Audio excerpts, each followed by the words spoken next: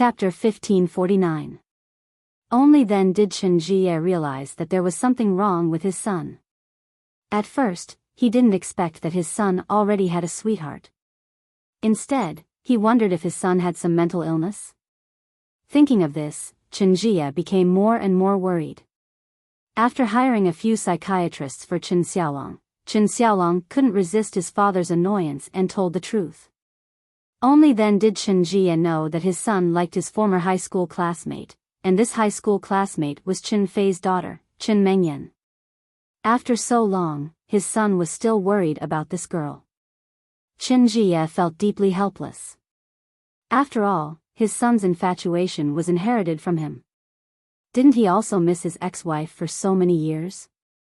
Although his ex-wife betrayed him, Chen Jie knew that as long as his ex-wife returned to his side, he would definitely forgive her for what she had done. Therefore, the main purpose of his return this time was actually for his son's marriage. What he didn't expect was that his son would be at a disadvantage as soon as he met the girl of his dreams. Chen Jie planned to explore Yang Ming's background first, and then weigh whether his son could snatch her away. His thoughts were similar to Chen Jifu's. Since Yang Ming was Chen Fei's son-in-law, his family background must be extraordinary. Otherwise, Chen Fei would not give his daughter to him so easily. However, there were many kinds of extraordinary. As long as Chen Jie wanted to see the gap between his family and his own family, Chen Jie really had no other way if they were evenly matched. Yes, he is our high school classmate, just like Chen Mengyan. After Chen Xiaolong replied, he suddenly saw the hint in his father's eyes. He slightly mouthed the words background to him. Chen Xiaolong immediately understood and said, "He is Yang Ming. Yang Dehai's son." Yang Dehai? Chen Jie frowned after hearing this name. He didn't have any impression. Could this person be a famous person in Songjiang City? Seeing Chen Jie frowning, Chen Xiaolong knew that his father probably couldn't remember who this person was, so he quickly reminded, "Dad, you forgot. When you were at the Songjiang bus factory, Yang Dehai in your workshop was Yang Dehai's son." "Oh? That Yang Dehai?" Chen Jie glanced at Yang Ming incredulously and muttered, "Songjiang bus factory? Is Yang Dehai the factory director?" "The Songjiang bus factory was closed long ago. It is bankrupt." Chen Jifu was reminded in Chen Jie's son's son. Chen Jifu and Chen Jie had both worked in the Songjiang bus factory in their early years, so when Chen Jifu heard Chen Xiaolong's reminder, he immediately thought of Yang Dehai. He knew that the Songjiang bus factory had completely closed down half a year ago. He heard that it was bought by a company. Many of the workers there had been laid off. "Uncle Chen Jie." Yang Ming glanced at Chen Jie and called him uncle coldly. However, it was also because of Chen Fei's face. How could he not know what Chen Jie was thinking? It was nothing more than hearing that his father used to be a worker in the Songjiang bus factory. He was very surprised and did not think highly of his relationship with Chen Mengyan. Although Yang Ming's efforts had made tremendous changes in the Yang family, when Chen Mengyan and Yang Ming were together, Yang Ming was just an ordinary teenager. Yang Ming's father was not the current chairman. Therefore, Yang Ming looked coldly at the malicious speculations of Chen Jifu and Chen Jie, but he did not say much. "Since you are all classmates, then let's get closer to each other." Chen Jie glanced at Chen Xiaolong, hinting that he should seize the opportunity. In this situation, Chen Jie naturally could not say anything because Chen Fei was present. However, once there was a chance, he would talk to Yang Ming personally.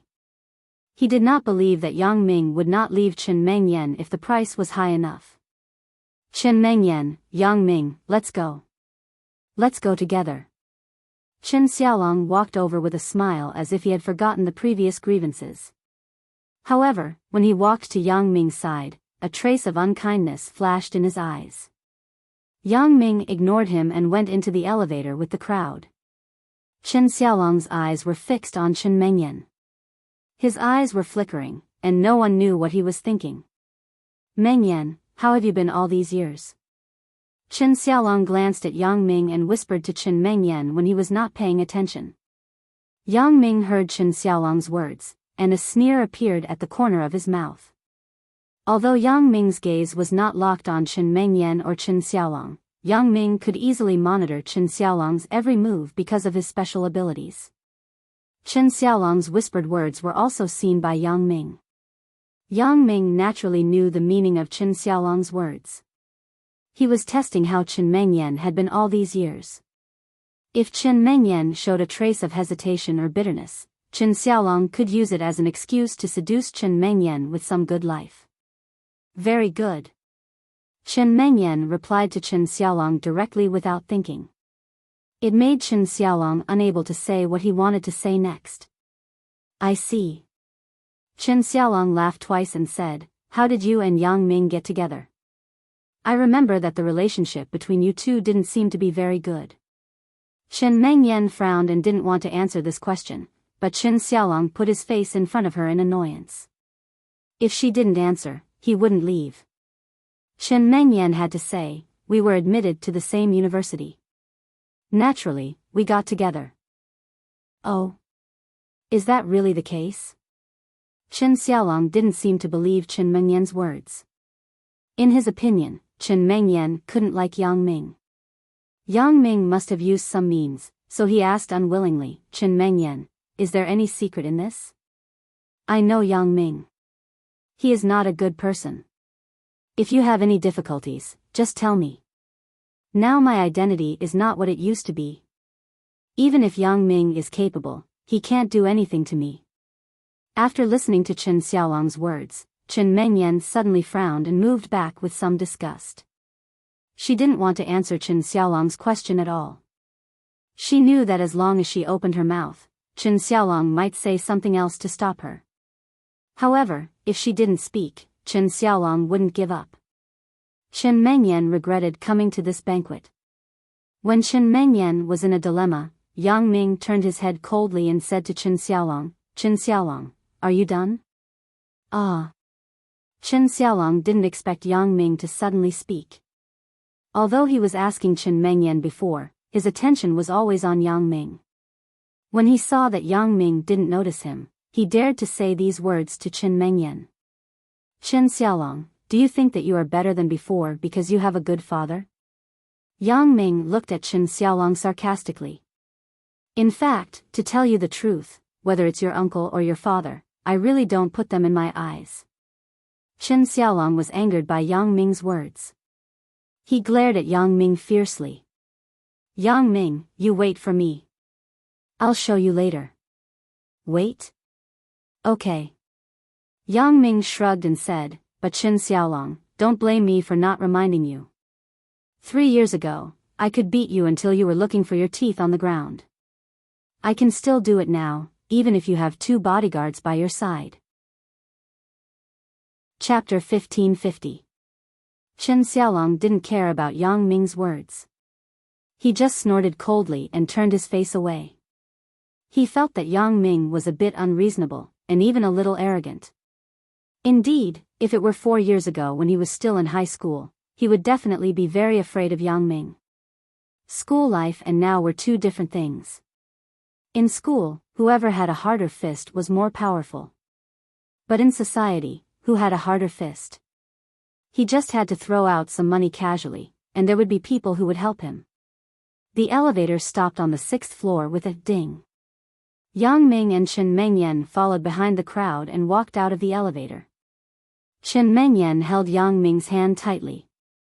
It was obvious that Chen Mengyan was very nervous. Yang Ming smiled comfortingly, "It's nothing. I won't act rashly. At least, I won't make things difficult for Uncle Chen." Yang Ming knew that Chen Mengyan was not worried that Yang Ming would do something unexpected, but that Yang Ming would do something impulsive in anger. At that time, Chen Fei would also be there, and it would be difficult to clean up the mess. Chen Mengyan was relieved when she saw that Yang Ming understood her meaning. The entire 6th floor was a banquet hall. At this time, many people had already arrived. They were sitting in the banquet hall seats, chatting in groups of 3 to 5. When the elevator door opened, everyone looked at the elevator at the same time. When they saw Chen Jifu coming out from inside, they immediately stopped talking and stood up one after another. These people were all from the Chen family village or people who were still in the village. There were people from all walks of life, but their achievements were not as high as Chen Jifu's, let alone Chen Jia's. Among them, some people recognized that the man next to Chen Jifu was Chen Jia, and they all showed envious eyes. Chen Jifu walked out of the elevator and made a greeting gesture to everyone present. He then introduced, "This is my younger brother, Chen Jia, the chairman of the Southern Jingyuan Import and Export Trading Company." Among the people present, most of them came here to flatter Chen Jifu and Chen Jia. They wanted to find some benefits from the two of them, so these people immediately clapped and cheered after hearing Chen Jifu's introduction. Chen Jifu was very satisfied with the current scene and atmosphere. He smiled and nodded to everyone, and continued to introduce, "This is my nephew, Chen Xiaolong." Applause rang out again, accompanied by the praises of some people. They praised Chen Xiaolong for his striking appearance, young and promising, and so on. In short, there were all kinds of words, which satisfied Chen Xiaolong's self-esteem like never before. Chen Xiaolong glanced at Chen Mengyan proudly. He wanted to let Chen Mengyan see how glorious he was now. As long as she followed him, half of this glory would belong to her. However, Chen Mengyan was indifferent, as if she didn't hear the praise in front of her at all. She was expressionless. Chen Xiaolong was a little depressed in his heart, so he looked at Yang Ming to demonstrate the gap between him and him. However, it was even more regrettable that Yang Ming's expression did not show any shame or envy. Instead, there was a mocking look on his face, which made the resentment in Chen Xiaolong's heart increase by another level. This Yang Ming doesn't know what's good for him. I have clearly shown that I am 100 times more capable than him, but he is still indifferent. Does this person really not know what's good for him, or is he arrogant to a certain extent? Chen Xiaolong snorted helplessly and turned his head. At this time, Chen Jifu said, "Next, let's welcome our Chen family village's old patriarch, 7th grandfather Chen." As soon as Chen Jifu's voice fell, the praise for Chen Xiaolong and Chen Jia in the dining hall immediately subsided. It could be seen that 7th grandfather Chen had a high status in the hearts of the Chen family village. A side door in the dining hall slowly opened. A man of about 60 years old slowly walked out from inside while supporting an old man of about 80 years old. This man of about 60 years old was Chen Jifu's father, Chen Dai. He was also the current village chief of the Chen family village. The old man of about 80 years old beside him was the old patriarch, 7th grandfather Chen. 7th grandfather. 7th uncle. 7th great-grandfather. The people of the Chen family village opened their mouths and greeted him respectfully. There were all kinds of names, but these three were the most common. The others were nothing more than close relatives, such as uncle, grandfather, and so on. 7th grandfather.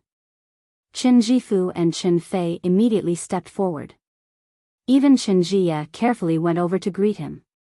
It was imaginable how high 7th grandfather's status was. 7th grandfather nodded slightly in the midst of everyone's greetings.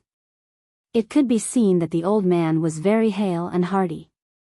Although he was in his 80s, he was still very healthy. The old man saw Chen Jia and nodded to him. "Jia is back. Good, you have returned home in glory. You did not disgrace our Chen family village. This is all thanks to 7th grandfather's good education when I was young." Chen Jia said quickly and respectfully. Although he was a billionaire, 7th grandfather Chen was a supreme existence in the hearts of all the Chen family village people. In the old society, the patriarch of a big family was a godlike existence. His words were not to be disobeyed. Even if you were a high-ranking official in the imperial court, or even if you were extremely wealthy, when you returned to your hometown, you still had to show the etiquette of a junior to the elders of your clan.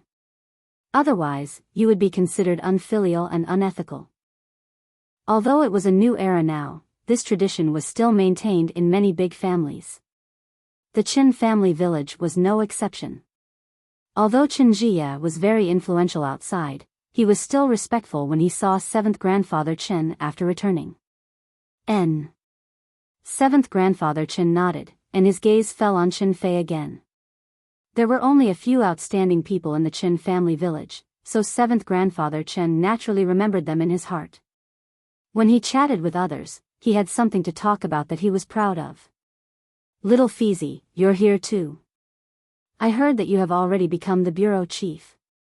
You are the highest official in our Chen family village now. You and Jia are the leaders of the younger generation in our Chen family village, one in politics and one in business. Seventh grandfather, you flatter us. Chen Fei quickly said modestly, how can we be considered the younger generation? Our child is already 20 years old. That's true. Seventh grandfather Chen stroked his beard, then turned to look at Chen Xiaolong. Xiaolong, do you still recognize seventh great-grandfather? Seventh great-grandfather. Chen Xiaolong said humbly, how can Xiaolong not recognize you? When I was young, you carried me to the river to play. At that time, I was still insensible and pulled your beard. Chen Xiaolong had already known from his father that the key to the success or failure of the matter between him and Chen Mengyan was seventh grandfather's attitude. If seventh grandfather facilitated this matter, then with seventh grandfather's status in the Chen family village, his words carried weight. Even if Chen Fei was unwilling, he had to consider it. Therefore, Chen Xiaolong decided to flatter seventh grandfather Chen. He. When seventh grandfather Chen heard Chen Xiaolong talk about his childhood, seventh grandfather Chen couldn't help but be happy. He also thought of the past and touched Chen Xiaolong's head lovingly, and, in the blink of an eye, the little brat behind seventh great-grandfather is going to marry a wife. Seventh great-grandfather. Chen Xiaolong deliberately pretended to be young. Right, I heard that you have taken a fancy to little Fei's daughter? Seventh grandfather Chen suddenly asked kindly. Seventh great-grandfather, I. Chen Xiaolong pretended to blush, but in the end, he nodded. Ha, good, seventh great-grandfather will help you with this matter. Seventh grandfather Chen narrowed his eyes and said confidently, when it comes to matchmaking, 80% of the young people in the Chen family village were match-made by me. Even the marriage between Xiao Fei Zi and Xiao Yu was decided by me. Isn't that right, Xiao Fei Zi? When Chen Fei heard seventh grandfather Chen talking about Chen Xiaolong and Chen Mengyan, his face froze. Just as he was about to say something, he didn't expect seventh grandfather Chen to suddenly mention his marriage with Chen Fangyu. He quickly nodded and said with a bitter smile, yes, thank you for matchmaking me. Seventh grandfather Chen nodded with satisfaction and looked at Chen Mengyan beside Chen Fei. This is little Mengyan, right? Not bad, you have become so beautiful. You look just like your mother back then. No wonder our Xiaolong would like you. This seventh grandfather Chen was Chen Dai's seventh uncle. He was also Chen Xiaolong's seventh great-grandfather, so he was particularly concerned about Chen Xiaolong's matters. When he heard that Chen Xiaolong liked Chen Mengyan, he decided to decide on their marriage. One must know that the Chen family village had a rule that the young men and women in the village should try to find a partner in the village as much as possible and not go to other villages. So when he heard that Chen Xiaolong was looking for Chen Fei's daughter, Chen Mengyan, seventh grandfather Chen took on the responsibility without thinking. This made Chen Jia and Chen Jifu very happy. With seventh grandfather Chen's appearance, they were not afraid that Chen Fei would say anything. Chapter 1551. Seventh great-grandfather, Chen Mengyan's face changed immediately. She did not expect to encounter such an awkward situation. Chen Mengyan did not have much contact with seventh grandfather Chen when she was young, so she was not afraid of him. However, when she saw her parents' cautious look, she suddenly felt a chill in her heart. She had a bad feeling. Okay. Today, I announced to the entire Chen family village that my great-grandnephew, Chen Xiaolong, and Chen Mengyan from Xiao Fizi's family are officially engaged. Seventh grandfather Chen had not presided over a young person's marriage for a long time. If it were not for Chen Xiaolong today, he would not be like this. At most, he would send Chen Dai to announce the congratulations. But today, Chen Xiaolong was his grandnephew. He felt that only by announcing it personally, he could give his grandnephew face in front of the entire Chen family village. Good. Good. The people of the Chen family village cheered. Congratulations and blessings were heard one after another. Chen Xiaolong was particularly proud at this moment. He only felt that this was the best moment in his life. He glanced at Yang Ming contemptuously, then glanced at Chen Mengyan proudly. He thought, so what if you are my boyfriend? Chen Mengyan must listen to 7th grandfather Chen as long as she is a member of the Chen family village. This is the family rule. Chen Fei's face became quite ugly. He did not expect 7th grandfather Chen to suddenly do such a thing. However, due to the relationship between him and 7th grandfather Chen when they were young, Chen Fei could not refute, so the atmosphere was in a deadlock. 7th great-grandfather, I have a boyfriend. I can't accept this engagement. Chen Mengyan also guessed her parents' difficulties. At this time, she could only refuse. Originally, everyone in the Chen family village was congratulating Chen Jie and Chen Xiaolong. Chen Mengyan's sudden words suddenly made the scene cold and silent. The smile on 7th grandfather Chen's face froze instantly. He did not expect Chen Mengyan to have a boyfriend. Yes, he had never thought about this matter. If he knew in advance, he would not be so reckless. However, he didn't know. Since he had already said it, he couldn't change it. This was because he was 7th grandfather Chen, the patriarch of the Chen family village. He was a man of his word. Even the current village chief, Chen Dai, had to listen to him and could not go against his will. Therefore, in the Chen family village, the custom of 7th grandfather Chen's words having enormous weight had been developed. 7th grandfather Chen's words were the imperial edict. No one could disobey or resist. Even if what he said was wrong, others had to carry it out. Although Chen Mengyan's refusal was reasonable, 7th grandfather Chen would not allow this to happen. He would not allow a junior to defy his orders. 7th grandfather Chen's face darkened and became somewhat ferocious. For so many years, no one dared to refute him like this, especially in front of so many people. These were the villagers of the entire Chen family village. If he took back his previous words, how could he continue to stay in the Chen family village? What boyfriend? You are from the Chen family village. How can you look for outsiders? 7th grandfather Chen snorted coldly and said unquestionably, okay, I'll make the decision on this matter. You will marry Chen Xiaolong. Set a date and hold the engagement ceremony first. After listening to 7th grandfather Chen's words, Chen Xiaolong's face suddenly showed a satisfied smile. Previously, he was afraid that 7th grandfather Chen was not tough enough and would give up after hearing that Chen Mengyan had a boyfriend. However, he did not expect 7th grandfather Chen to be more overbearing than he imagined. At this moment, Chen Fei finally understood that he had been fooled. He should not have come tonight. He was not stupid. When he connected it to Chen Jifu's attitude towards Chen Mengyan, he also understood that tonight's banquet was a trap. It was a trap for his family. The goal was Chen Mengyan. Chen Jia's son, Chen Xiaolong, had taken a fancy to Chen Mengyan for some unknown reason. He even invited 7th grandfather to be the matchmaker. This made Chen Fei angry but helpless at the same time. No matter how overboard 7th grandfather Chen was, he was still their elder. He had no way to refute and was embarrassed to object. Chen Fangyu and Chen Fei also had the same idea. They glanced at Chen Jifu with some hatred. They regretted answering this call. They only hoped that tonight's matter would be over quickly. Then, they could explain to 7th grandfather Chen afterward. However, now it seemed that 7th grandfather Chen was not going to let it go. He had to set a date today. 7th grandfather, there's no time like the present. I think, how about tonight? Chen Jifu narrowed his eyes and suggested to 7th grandfather Chen, this way, the people of the Chen family village are also here. They can be witnesses. What do you think? Okay, let's do it tonight. Seventh grandfather Chen also wanted to cut the Gordian knot. Things had already come to this. He had to solve it as soon as possible to protect his prestige from being damaged. Otherwise, who knew what would happen after tonight?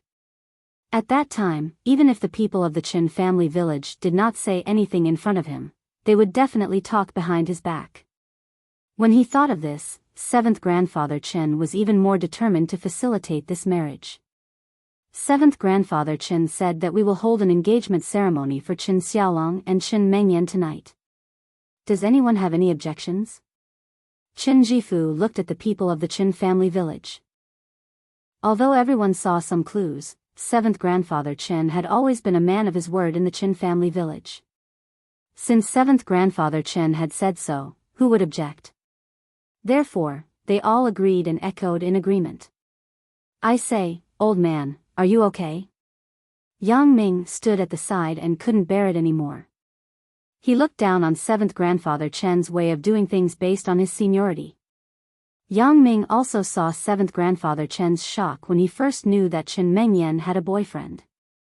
He understood that this seventh grandfather Chen was probably used by the Chen brothers as a tool. He even had some sympathy for this old man.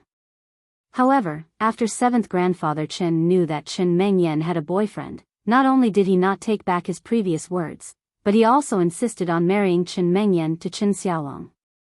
This made Yang Ming's impression of seventh grandfather Chen plummet instantly. Yang Ming was originally a person who respected the old and loved the young. Otherwise, he would not have helped the old man who sold the street stall and obtained this magical pair of glasses. After that, in the detention center, it was also because he sympathized with Fang Tian that he helped him teach those little punks a lesson. However, this seventh grandfather Chen in front of him was not worthy of Yang Ming's respect and sympathy. He actually forced Chen Mengyan to marry Chen Xiaolong for his own selfishness. This practice had already crossed Yang Ming's bottom line. Even if he was an old man in his 80s, Yang Ming would not give him the slightest bit of face. In order to protect his own dignity, he did such a bad thing. Not only was he immoral, but he was simply brainless. Therefore, Yang Ming suspected that this seventh grandfather Chen was old and muddle-headed.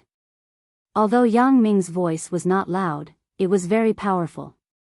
Everyone present heard it clearly. In the entire hall, there was an awkward silence immediately. Everyone looked in the direction of Yang Ming. Yang Ming actually called seventh grandfather Chen an old man. This kind of provocation to seventh grandfather Chen's dignity had never happened before. These people were at a loss for a while. All of them kept quiet out of fear. Little brat, what did you say? Seventh grandfather Chen was infuriated by Yang Ming's words.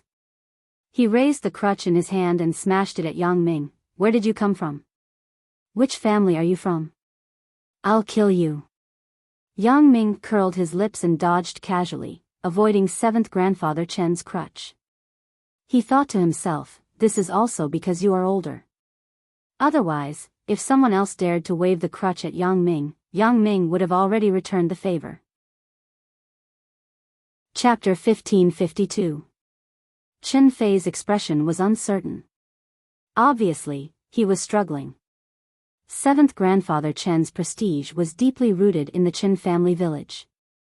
Chen Fei had respected and loved seventh grandfather Chen since he was young, just like everyone else. However, although seventh grandfather Chen was very dignified and his words carried weight, he was also the symbol of justice in the village. Whenever a family had a conflict, as long as it was brought to seventh grandfather Chen, it would be resolved fairly. The people of the Chen family village had no choice but to submit to seventh grandfather Chen. Everyone listened to seventh grandfather Chen's words. No one had any complaints in their hearts, and no one thought of going against him. This kind of thinking instilled in Chen Fei since he was young made it very difficult for him. Although he had been out of the Chen family village for many years and had taken up a leadership position in the unit, his respect for seventh grandfather Chen had not decreased at all. However, today's matter made Chen Fei think of rebelling for the first time. Seventh grandfather Chen's actions had crossed Chen Fei's bottom line. Chen Fei could not abide by and execute his words and decisions. How could Chen Mengyan's marriage be decided by someone else's casual words? Not to mention that Chen Mengyan now had a boyfriend. Even if she did not have a boyfriend, this matter must be approved by Chen Mengyan first.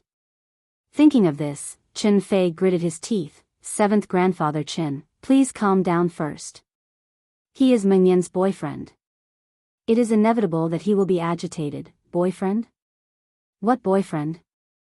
Seventh grandfather Chen was very angry.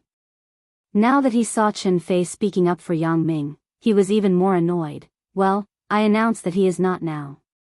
Chen Xiaolong is Chen Mengyan's boyfriend. Chen Xiaolong's face bloomed with joy when he heard this. Yang Ming was angry and amused.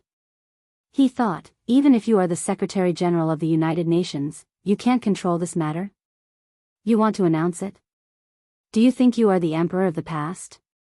What you say is an imperial edict. How can you grant a marriage? Chen Mengyan's face was still pale. She was at a loss. She had never experienced such a situation. She could also see that her parents were very embarrassed when facing seventh grandfather Chen. Chen Mengyan also knew in her heart that it was difficult to resist the words of an old man whom she respected since she was young. It was already not easy for his father to say those words so decisively. One could imagine how much struggle he had in his heart. In contrast, Yang Ming did not have much respect for seventh grandfather Chen. In Yang Ming's eyes, seventh grandfather Chen was just an old man in his twilight years. Even though Yang Ming respected the old and loved the young, he would not show any mercy to people like seventh grandfather Chen who took advantage of his seniority and thought that he could do whatever he wanted because of his seniority.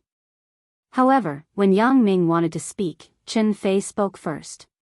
This made Yang Ming a little surprised. Chen Fei was actually determined to resist to the end. Now, there is freedom to love and freedom to marry.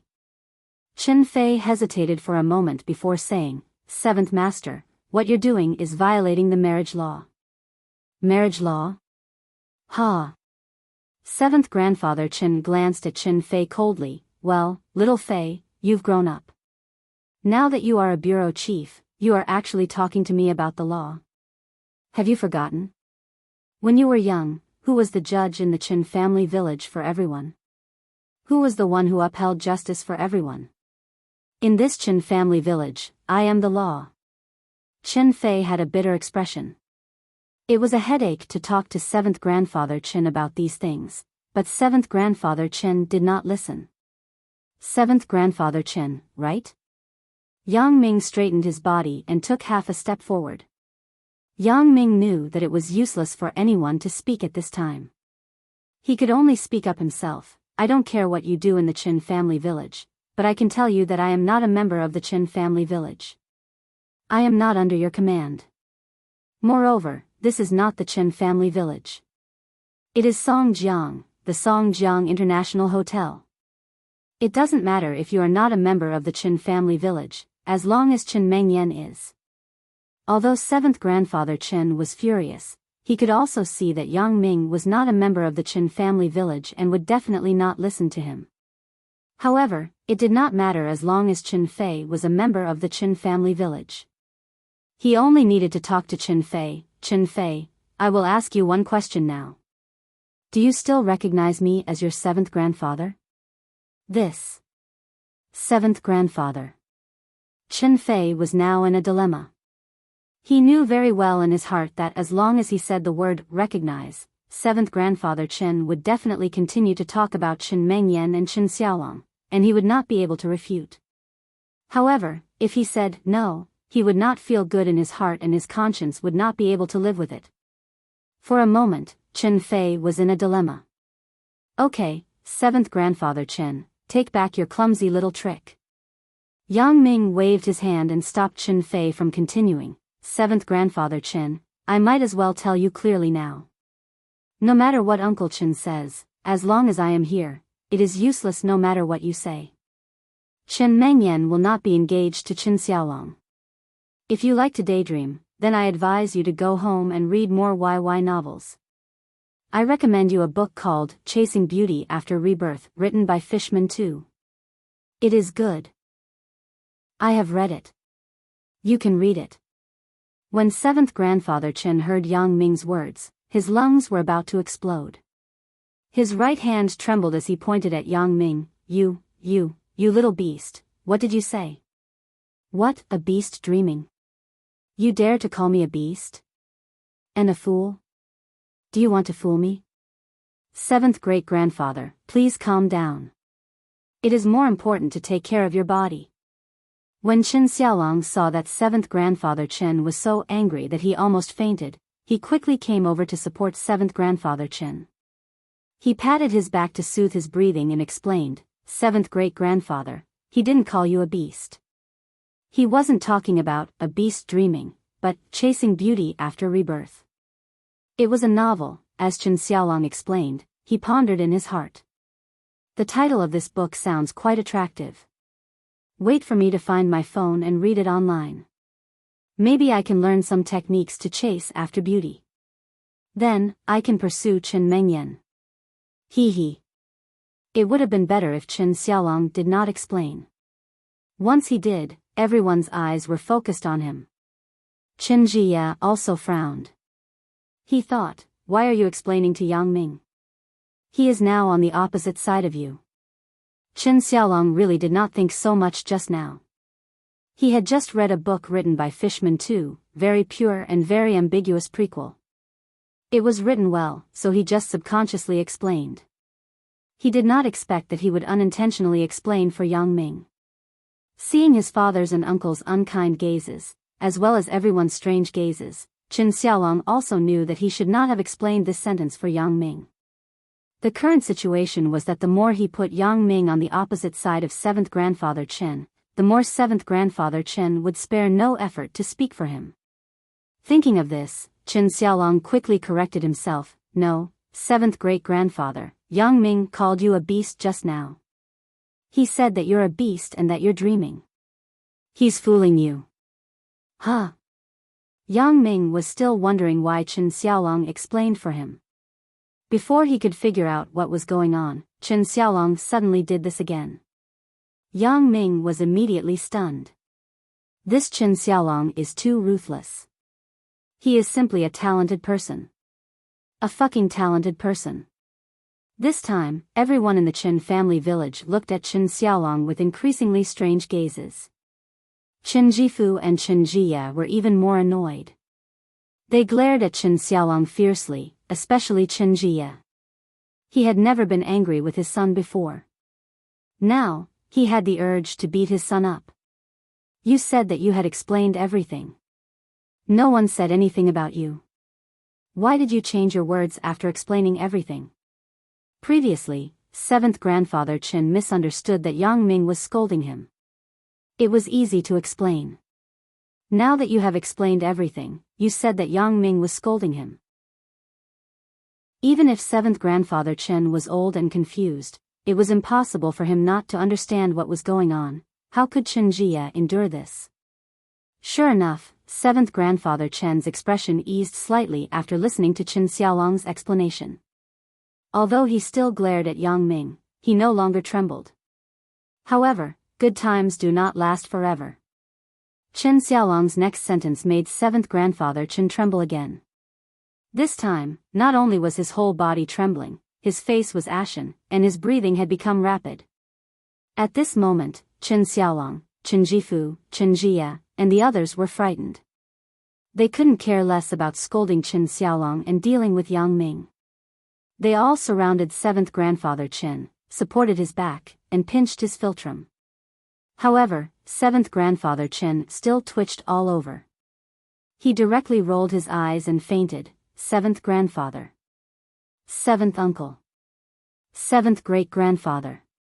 Everyone was immediately in chaos. Shouts, exclamations, and phone calls came one after another. Chapter 1553. After feeling that 7th grandfather Chen was still breathing, he was relieved. It seemed that 7th grandfather Chen had just fainted out of anger, and was fine. However, Chen Jifu still dialed the emergency number immediately, while Chen Jie stared at Yang Ming and said, Yang Ming, right? This matter is not over yet. If anything happens to 7th Master's body, you better be prepared. This was the first sentence that Chen Jie had said to Yang Ming in a long time. The majesty of a superior was revealed all of a sudden, and the threat in his words made people feel creepy. If it were a normal person, they would definitely be suppressed by this power, but what kind of person was Yang Ming? Not to mention the existence of Chen Jie's level, Yang Ming had seen a lot of people with higher status.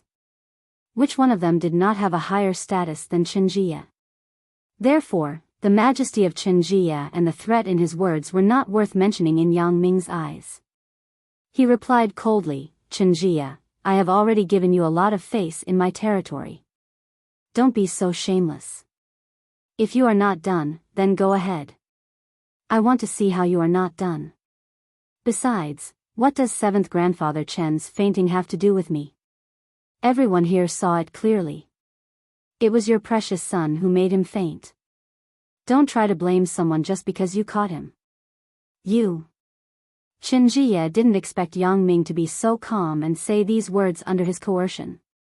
In his opinion, Yang Ming would definitely be frightened by his threats first. Don't do it. I will say it here today. I don't care how good you are in the south. This is Songjiang. In Songjiang, I advise you to abide by the law and be a good citizen. Otherwise, Yang Ming didn't say the following words.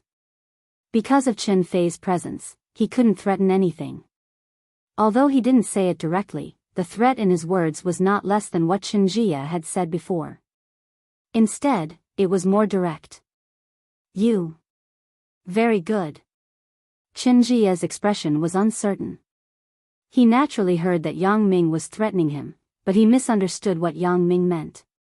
He didn't think that Yang Ming could do anything to him. In Chen Jie's opinion, the reason why Yang Ming said, abide by the law, was because Yang Ming was relying on Chen Fei's identity as the chief of the Songjiang Police Department. This was a disguised reminder for him to be honest. Otherwise, Chen Fei would not be merciful. This was Songjiang, not the south. It was not a place where Chen Jie could play around. However, Yang Ming had no intention of using Chen Fei to suppress Chen Jie. Yang Ming alone was enough. Since you want to play dirty, I'll play dirty with you. When it came to being dirty, who could be better than Yang Ming, the king of assassins? If Chen Jie wanted to play with his identity and background, that was fine. Yang Ming knew that with his identity in the Supernatural Investigation Bureau, he was not afraid of anyone. As long as Xia Bingbao had someone to rely on, he could help Yang Ming settle it if Yang Ming didn't cause any big trouble. Uncle Chen, let's go. It doesn't make sense to stay here. Yang Ming glanced at Chen Jie and Chen Jifu, then looked at 7th Grandfather Chen, who was supported by everyone on the sofa. He had just opened his eyes but couldn't speak. Then, he said to Chen Fei, if they are willing to return to their hometown in glory, then let them. Let's not get involved. As for 7th Grandfather Chen, he is no longer the fair 7th grandfather in your memory. Everyone is selfish. Chen Xiaolong is his great-nephew. Yang Ming didn't finish his words, but he believed that Chen Fei should be able to understand the meaning behind it. Sure enough, Chen Fei sighed helplessly. He glanced at the Chen brothers, then looked at 7th Grandfather Chen. Then, he stood up and bowed solemnly to 7th Grandfather Chen. Then, he said, 7th Grandfather, little Fei thanks you for your care in the past. Thank you for being the matchmaker between Fang Yu and me.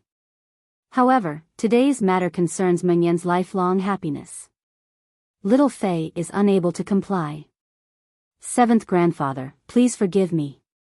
In the future, if 7th Grandfather recognizes Little Fei will still respect 7th Grandfather as before. If 7th Grandfather doesn't recognize Little Fei will still respect 7th Grandfather in his heart. After saying that, Chen Fei bowed again. After 3 bows, he cupped his fist and said, 7th Grandfather, Little Fei will take his leave first. 7th Grandfather Chen looked at Chen Fei, who had a resolute look in his eyes. The corners of his mouth squirmed twice, but he didn't say anything in the end. His entire person seemed to have aged a lot in an instant after tonight's incident. He no longer had the hale and hearty spirit he had before. Looking at 7th Grandfather Chen's dispirited state, Yang Ming sighed secretly. He didn't want to argue with an old man anymore. He just shook his head and said, 7th Grandfather Chen, let me give you a piece of advice. Children and grandchildren have their own blessings. Don't work for them. In the end, not only did you fail, but you also got yourself into trouble. You were looked down upon in front of everyone for no reason. At your age, the most important thing is to be able to look on the bright side and keep your heart at ease. In the end, Yang Ming didn't scold 7th Grandfather Chen. Instead, he said these words from the bottom of his heart. If 7th Grandfather Chen was wise, he would let go of everything and stop worrying about these useless things. Fang Yu, Meng Yan, Yang Ming, let's go. Chen Fei turned around and said to Yang Ming and the others. Wait. You can't go. Qin Jifu spoke at this time. Jifu, what do you mean? Chen Fei frowned and glanced at Qin Jifu. He couldn't get angry. Chen Fei, you also came from the Qin family village. 7th Grandfather is like this now. Isn't it all because of your daughter's little bastard boyfriend? You can go, but he has to stay. Qin Jifu said coldly, since you are the police chief, you should know that we are all victims. We want Yang Ming to stay. He can only leave after confirming that there is no problem with 7th Grandfather.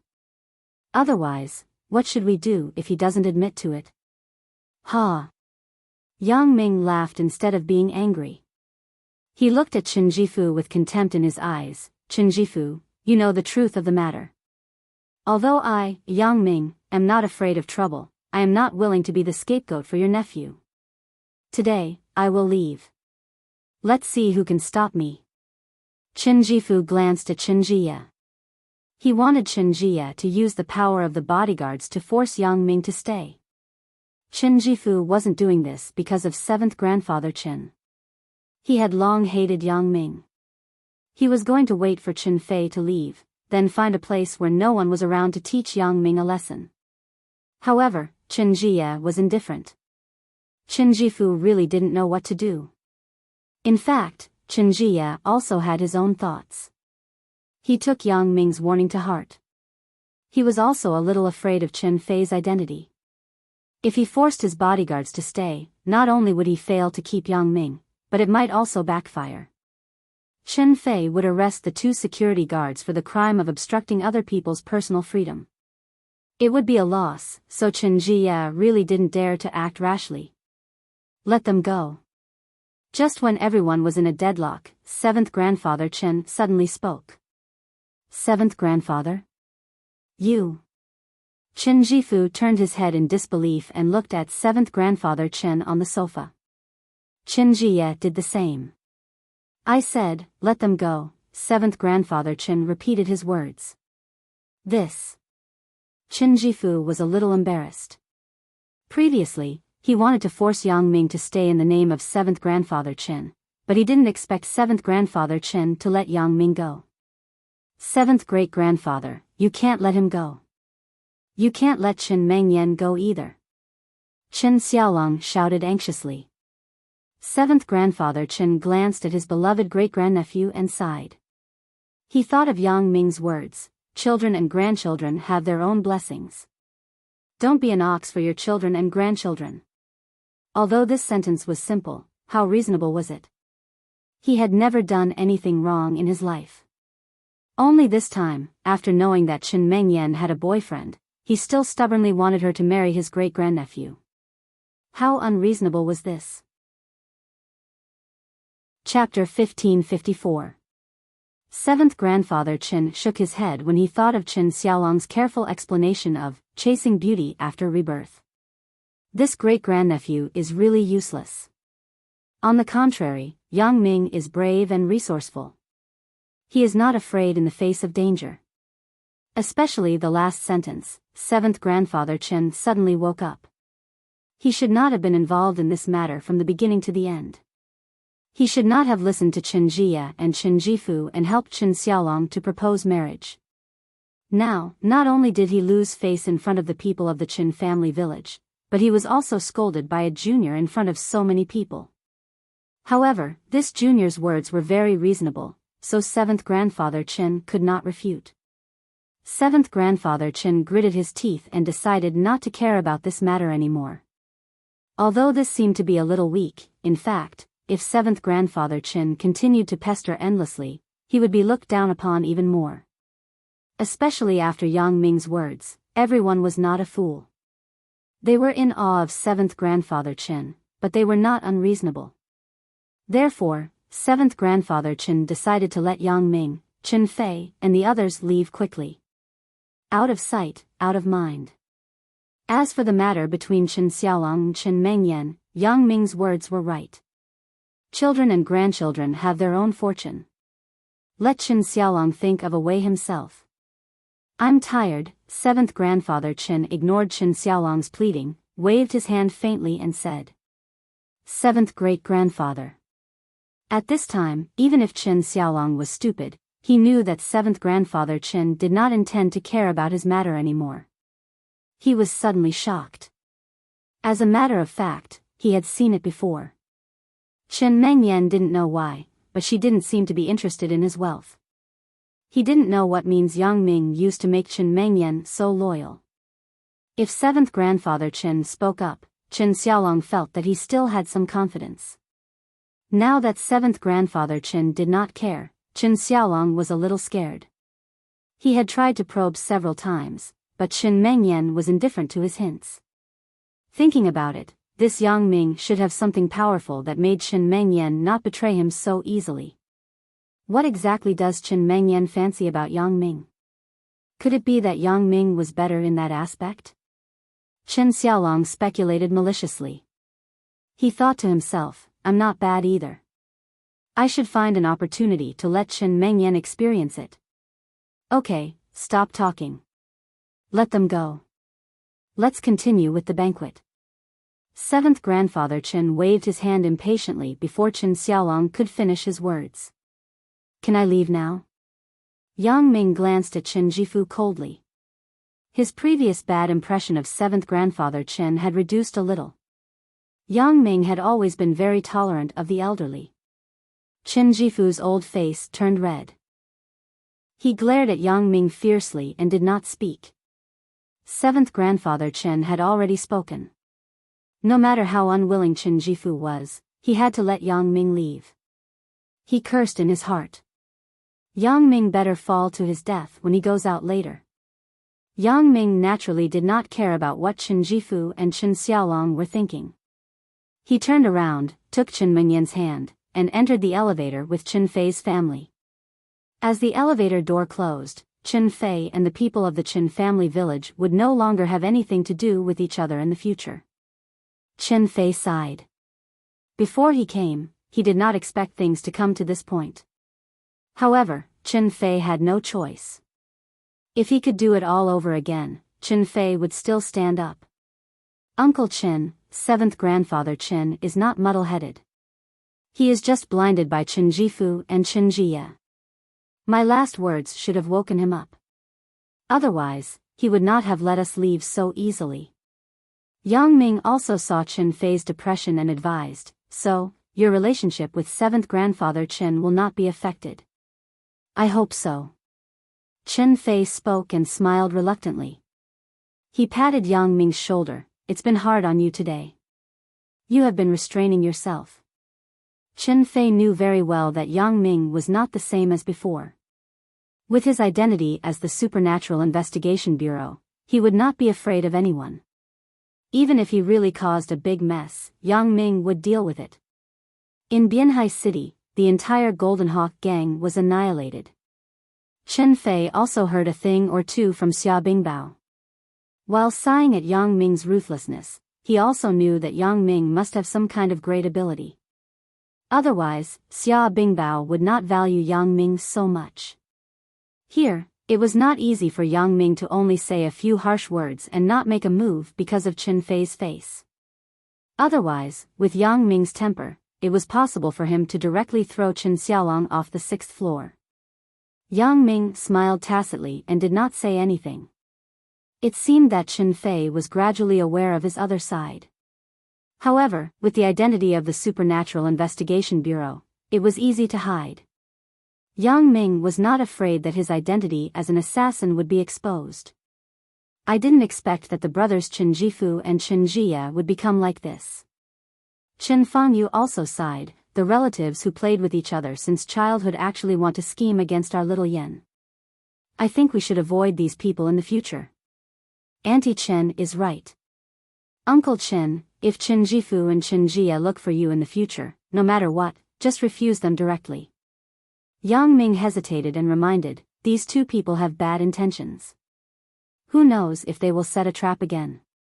One should not have the heart to harm others, but one should always be on guard against others.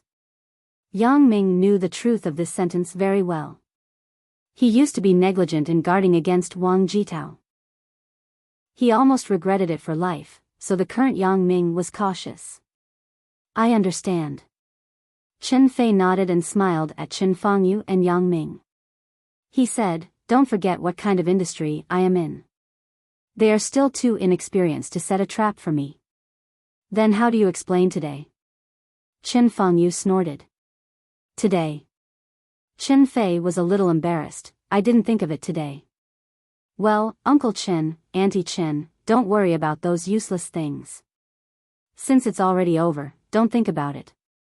Yang Ming smiled and said, we came here to eat, but we didn't manage to eat. Why don't we find a place to eat something? Why are we still looking for a place? Isn't this a restaurant? Chen Mengyan pulled Yang Ming's hand and said, let's eat here. I'm a little hungry. Yang Ming patted his head and remembered that this was a restaurant, and it was his territory. Why are we still looking for a restaurant? During the meal at Chen Mengyan's house, Chen Mengyan was busy with Chen Fangyu and did not eat much. It was equivalent to not eating anything after returning from Maitina town. It would be strange if she was not hungry. Then let's eat here. Should I get another private room? Yang Ming looked at Chen Fei and Chen Fangyu. Don't look at us. You and Mengyan can decide. Chen Fei didn't care.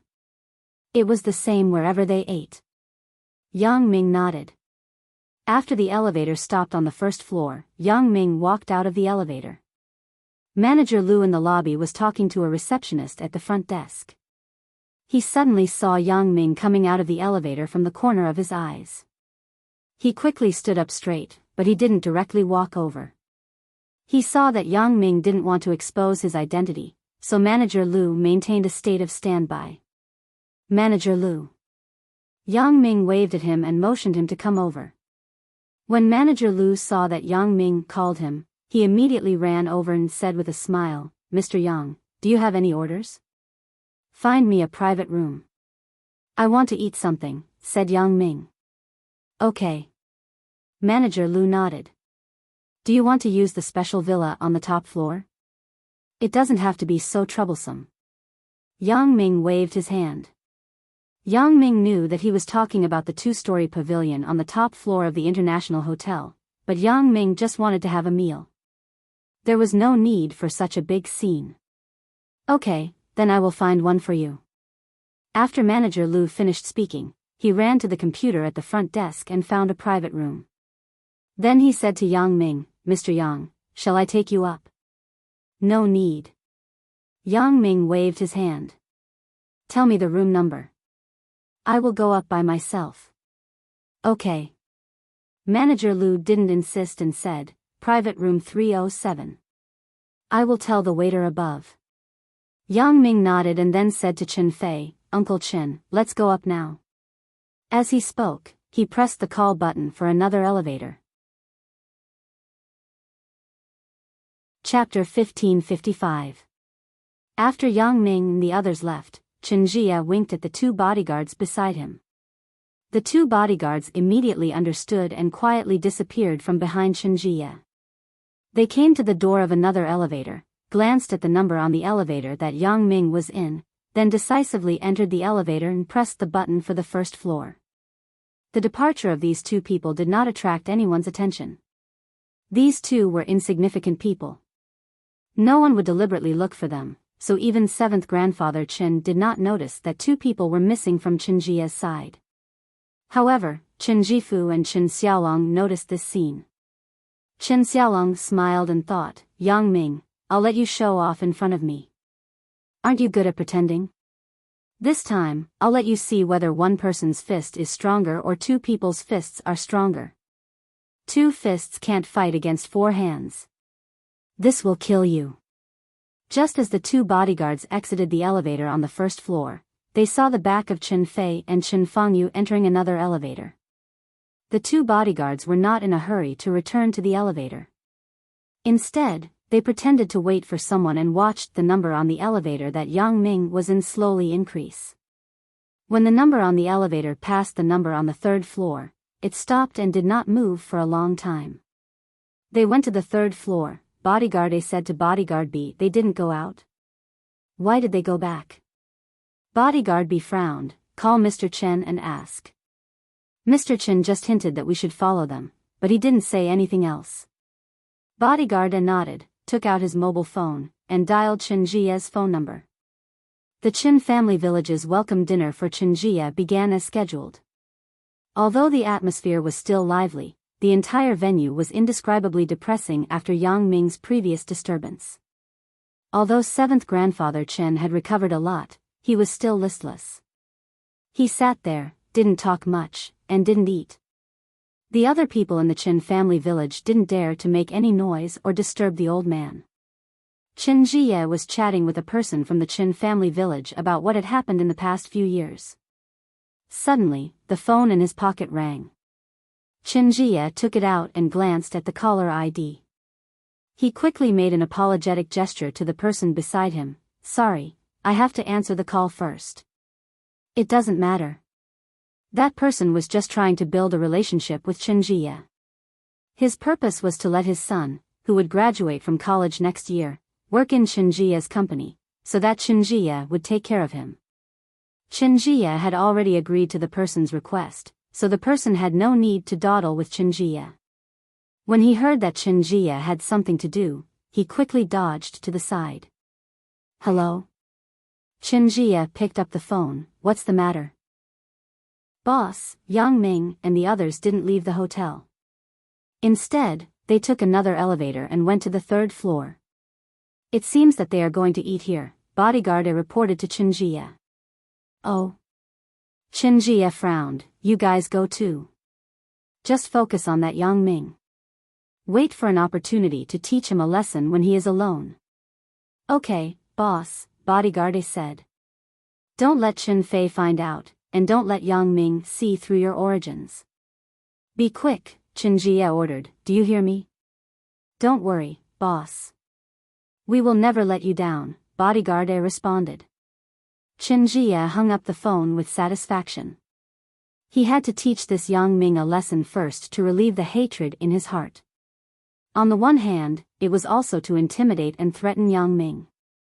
Next, it would be easier for him to negotiate with Yang Ming. He believed that after this, Yang Ming would not dare to ask for too much, nor would he dare to not agree to his request. The most important thing was not to leave any evidence. Even if Chen Fei was suspicious, there was nothing he could do. No matter what, they were still relatives. It had not reached the point of falling out, so Chen Fei could only suffer in silence. What's more, as long as Yang Ming was dealt with, Yang Ming and Chen Mengyan would break up. Why would Chen Fei care about Yang Ming's matters? At that time, Chen Xiaolong would be Chen Fei's son-in-law. Would he stand up for his ex-son-in-law and offend his current son-in-law? That was purely out of his mind. After Yang Ming entered the private room, he casually ordered a few home-cooked dishes that Chen Mengyan liked to eat. Then, he gave the menu to Chen Fei. Chen Fei also casually ordered a few dishes. Everyone was on the same side, so there was no need to be particular. The dishes that were ordered were what everyone wanted to eat. The waiter had already been instructed by Manager Lu. He was indescribably respectful to Yang Ming. He immediately passed the menu without hesitation. Yang Ming, why don't you drink with Uncle Chen? Chen Fei suggested. I drove here. Although Yang Ming didn't drink much, it was more dangerous to drive drunk. Especially when Chen Mengyan, Chen Fei, and Chen Fangyu were in the car, he had to be more careful. Hee, that's not easy. Just let the security guard, little Wang, send us back. Chen Fei was a little depressed today. He wanted to drink some wine, but it was meaningless to drink by himself, so he wanted to pull Yang Ming. Okay, then I will drink with Uncle Chen. Yang Ming nodded. Mengyan, are you not afraid that Yang Ming will drink too much? Chen Fei saw that Yang Ming agreed, and he was happy. But he thought of Chen Mengyan, so he asked. So be it. Chen Mengyan blushed. In front of her parents, how could she care about Yang Ming's matters?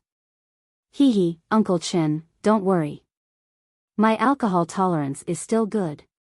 Yang Ming smiled and said, even if I drink too much, I will just sleep for a while. Chen Fangyu also knew that Chen Fei was very uncomfortable in his heart. After all, seventh grandfather Chen, whom he respected since he was young, had a falling out with him. Chen Fangyu's heart was very uncomfortable. The wine and dishes were served quickly. Chen Mengyan and Chen Fangyu only ate the dishes and the staple food. Yang Ming accompanied Chen Fei to drink one cup after another. Yang Ming was still okay. He was just a little confused. Chen Fei had something on his mind, so he was soon a little drunk. He began to talk about some things that happened between him and Chen Fangyu in the Chen family village. Yang Ming did not interrupt. He just listened silently. After 3 rounds of wine, Yang Ming felt that his bladder was a little bloated, so he stood up and said to Chen Fei, Uncle Chen, I will go to the bathroom first. I will continue to drink with you when I come back. Chen Fei waved his hand and motioned for Yang Ming to go and come back quickly. Yang Ming pushed open the door of the private room and walked out. In an instant, at the end of the restaurant corridor, 2 men suddenly turned around. Then, like 2 drunk guests, they hugged each other's shoulders and walked forward step by step. This turning around was only done in an instant, but it still did not escape Yang Ming's eyes. How sharp was Yang Ming's intuition? He immediately found the abnormality of these 2 people. Although Yang Ming was a little dizzy at the moment, his mind was very clear. He walked in the direction of the bathroom and did not show any abnormality to the 2 people in front of him. However, while walking forward, Yang Ming secretly checked the 2 people in front of him with his special ability. At first glance, Yang Ming's mouth showed a trace of mockery. This Chen Jia and Chen Xiaolong really don't give up. These 2 bodyguards actually followed him all the way here? Yang Ming naturally would not naively think that these 2 people appeared here by coincidence. If these 2 people were not here for him, even ghosts would not believe it. Especially the appearance of these 2 people. Yang Ming remembered them in the elevator before he came here, so he had a deep impression of them. He came out. He seems to be walking in the direction of the bathroom. Bodyguard A hugged Bodyguard B's neck and pretended to be drunk. He walked forward step by step, but his mouth whispered. Then, let's go to the bathroom first and make our move there. Bodyguard B suggested. Okay, let's go in first and see if there is anyone inside. We will hide inside and wait for Yang Ming to come in. Then, we will make our move. Bodyguard A nodded in agreement. Then, it's settled. As Bodyguard B spoke, he and Bodyguard A quickened their pace and entered the bathroom first. After the washroom door was closed, Bodyguard A and Bodyguard B immediately separated from each other. They no longer looked like they were drunk and returned to normal. They began to quickly patrol the washroom. Fortunately, there was no one else in the bathroom except for the 2 of them. This was not surprising. There were bathrooms on every floor of the hotel. It was common for one of them to be empty. Chapter 1556. I don't have anyone here. How about you? Bodyguard A asked hurriedly. Although Yang Ming was still some distance away from the bathroom, the distance of a few dozen meters could be completed in an instant, so they had to hurry. I don't have anyone here either. Bodyguard B said excitedly, this is a godsend opportunity. I think we should teach that young brat a lesson here. Well, this is a good opportunity, but the boss said not to let that young brat see through our origins. I'm afraid that we will have to disguise ourselves and not let him recognize us, Bodyguard A said. That's true, but the two of us left in a hurry and didn't make any preparations, Bodyguard B muttered. Why don't we wait for Yang Ming to come in and knock him out? If we knock him out, we won't be able to achieve the purpose of teaching him a lesson.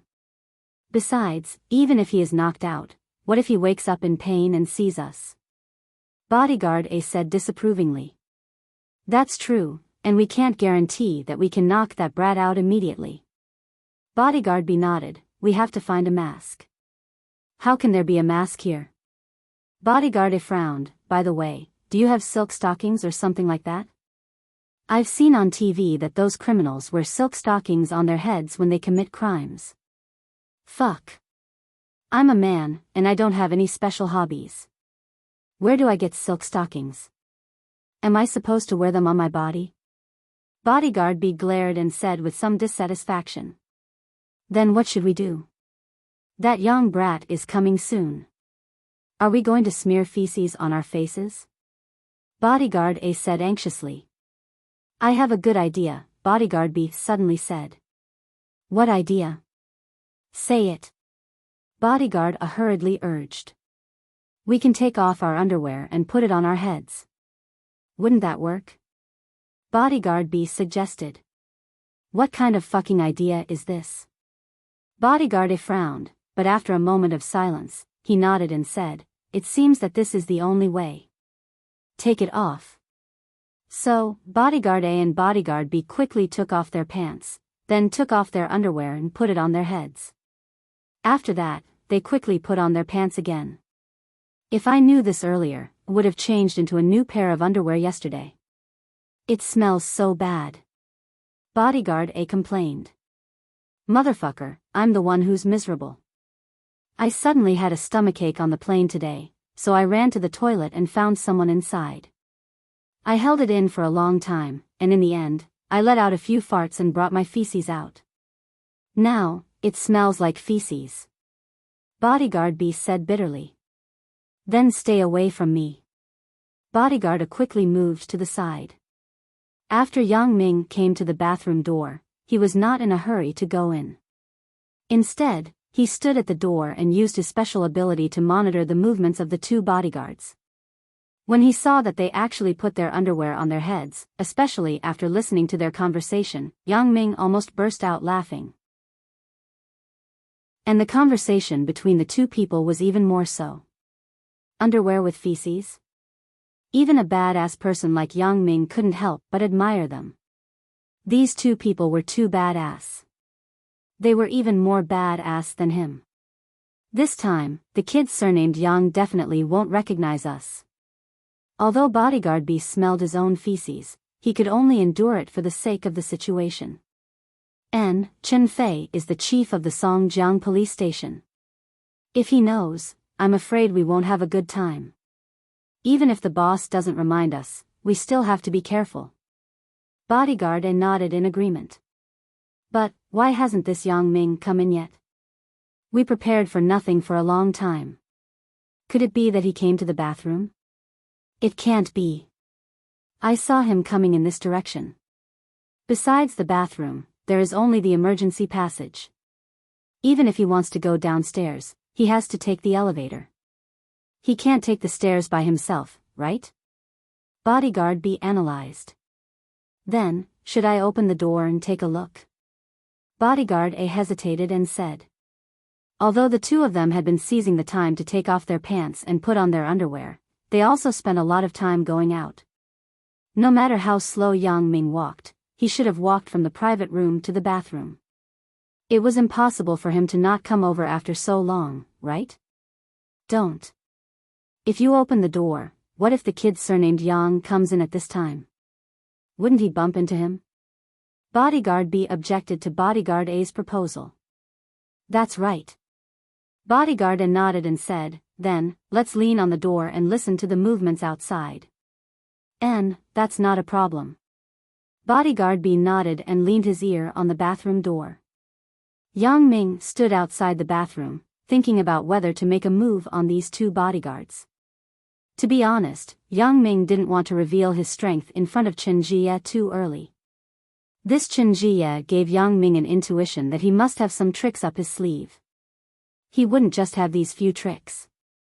Although Yang Ming wasn't afraid of him, Yang Ming didn't want to directly shed all pretense of cordiality and embarrass Chen Fei due to the complicated relationship between Chen Fei and seventh grandfather Chen if it wasn't a last resort. Of course, if Chen Jie didn't want to give him face and kept finding trouble with him, then he wouldn't mind teaching him a lesson. However, it was obviously not Yang Ming's character to just let these two bodyguards go. At this moment, Yang Ming's phone rang. Yang Ming glanced at the caller ID. It was Chen Fei calling.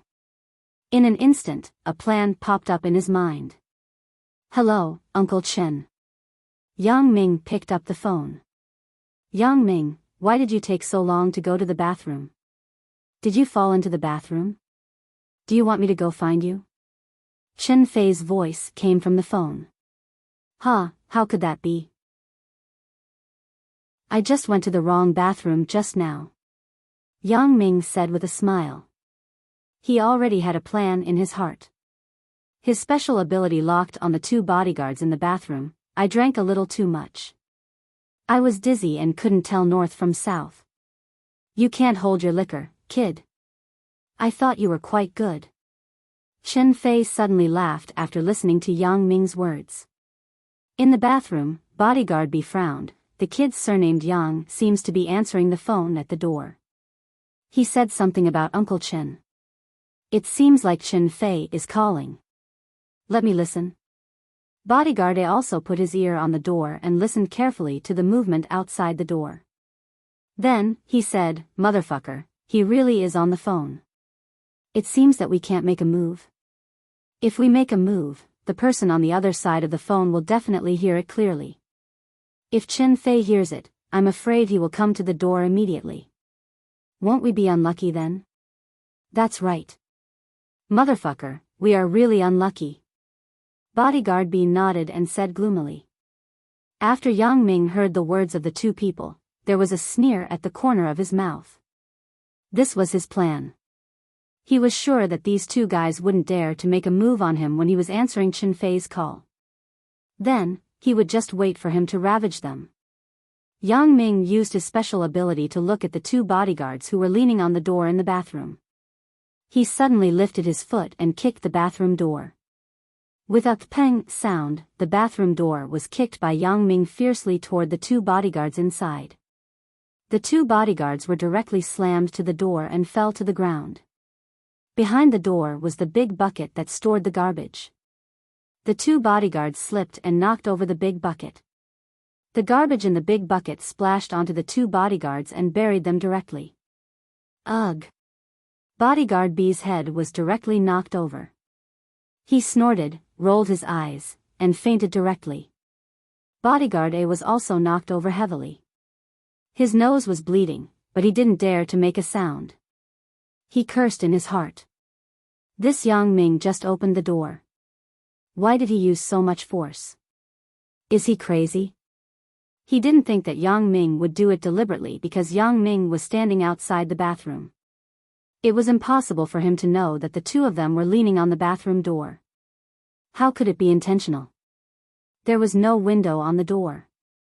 However, how could he know that Yang Ming had a special ability that could see through things?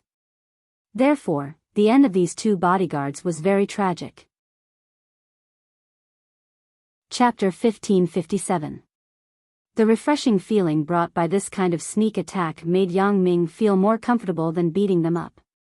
Yang Ming didn't look at the two people who fell behind the door because Yang Ming had already seen their fate with his special ability. Yang Ming took the phone and walked into the bathroom. What's so loud? Chen Fei heard the sound of Yang Ming kicking the door, so he asked. Oh, the door of this hotel's bathroom is a return door. It's a bit tight. I just couldn't push it open, so I kicked it. As a result, it opened. Yang Ming explained. On the surface, Yang Ming said it for Chen Fei. In fact, Yang Ming said it for the two bodyguards. In order to prevent them from doubting, he explained it. Sure enough, the bodyguard who didn't faint heard Yang Ming's words and rolled his eyes. He was depressed. Why am I so unlucky? I haven't met him yet. I haven't taught Yang Ming a lesson, and I was knocked away by the door panel. My nose is bleeding. Looking at my partner, he is still unconscious. It's really a bad start. Yang Ming pretended to be drunk and walked into the bathroom. He didn't even look at the urinal on the opposite side. He waited for the return door to close automatically with a bang. Then, he unbuttoned his pants and started shooting at the pile of garbage behind the door. As he sprayed, he talked to Chen Fei on the phone. Uncle Chen, why is this bathroom so dirty? Is there garbage everywhere? I'm standing in the garbage and peeing. Yang Ming, did you go to the wrong place? Chen Fei was suddenly inexplicable. Are you going to the bathroom? Don't pee everywhere. It seems to be so, right? Yang Ming's mouth showed a hint of a smile that was hard to miss, then he said. Forget it. Anyway, it's your own hotel. You can do whatever you want. Chen Fei said helplessly, it seems that you are really drunk. Drunk?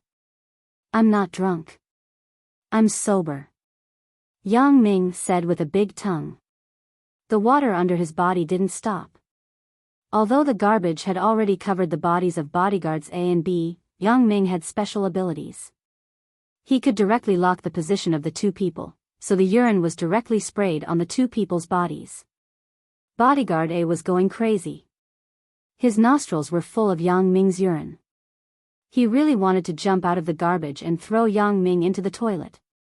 However, he finally endured it. Because he couldn't explain why he was hiding in the garbage. Even if the garbage was knocked down by Yang Ming, he couldn't explain why he was sneakily hiding next to the door. Well, even if it was all a coincidence, and Yang Ming and Chen Fei believed it, how could they explain the underwear on their heads? Could he say that he was pretending to be Superman in underwear? Bodyguard A didn't want to complicate matters and make Chen Fei suspicious. After all, both of them were Chen Jie's bodyguards. Once Chen Fei came over, he could find out their identities as long as he investigated. How could there be such a coincidence in this world? The ulterior motives of these two people would be exposed. So, Bodyguard A endured it. When he couldn't help it, he thought of the masters in Japan. For example, Ninja Turtles. So, Bodyguard A continued to endure and march toward the highest level of Ninja Turtles. Looking at Bodyguard A's unpredictable expression, how could Yang Ming not guess this guy's thoughts? Bodyguard A was probably afraid that the urine would go into his nose. He didn't dare to breathe or open his mouth. He just kept holding his breath. Seeing this, Yang Ming's mouth flashed a smirk.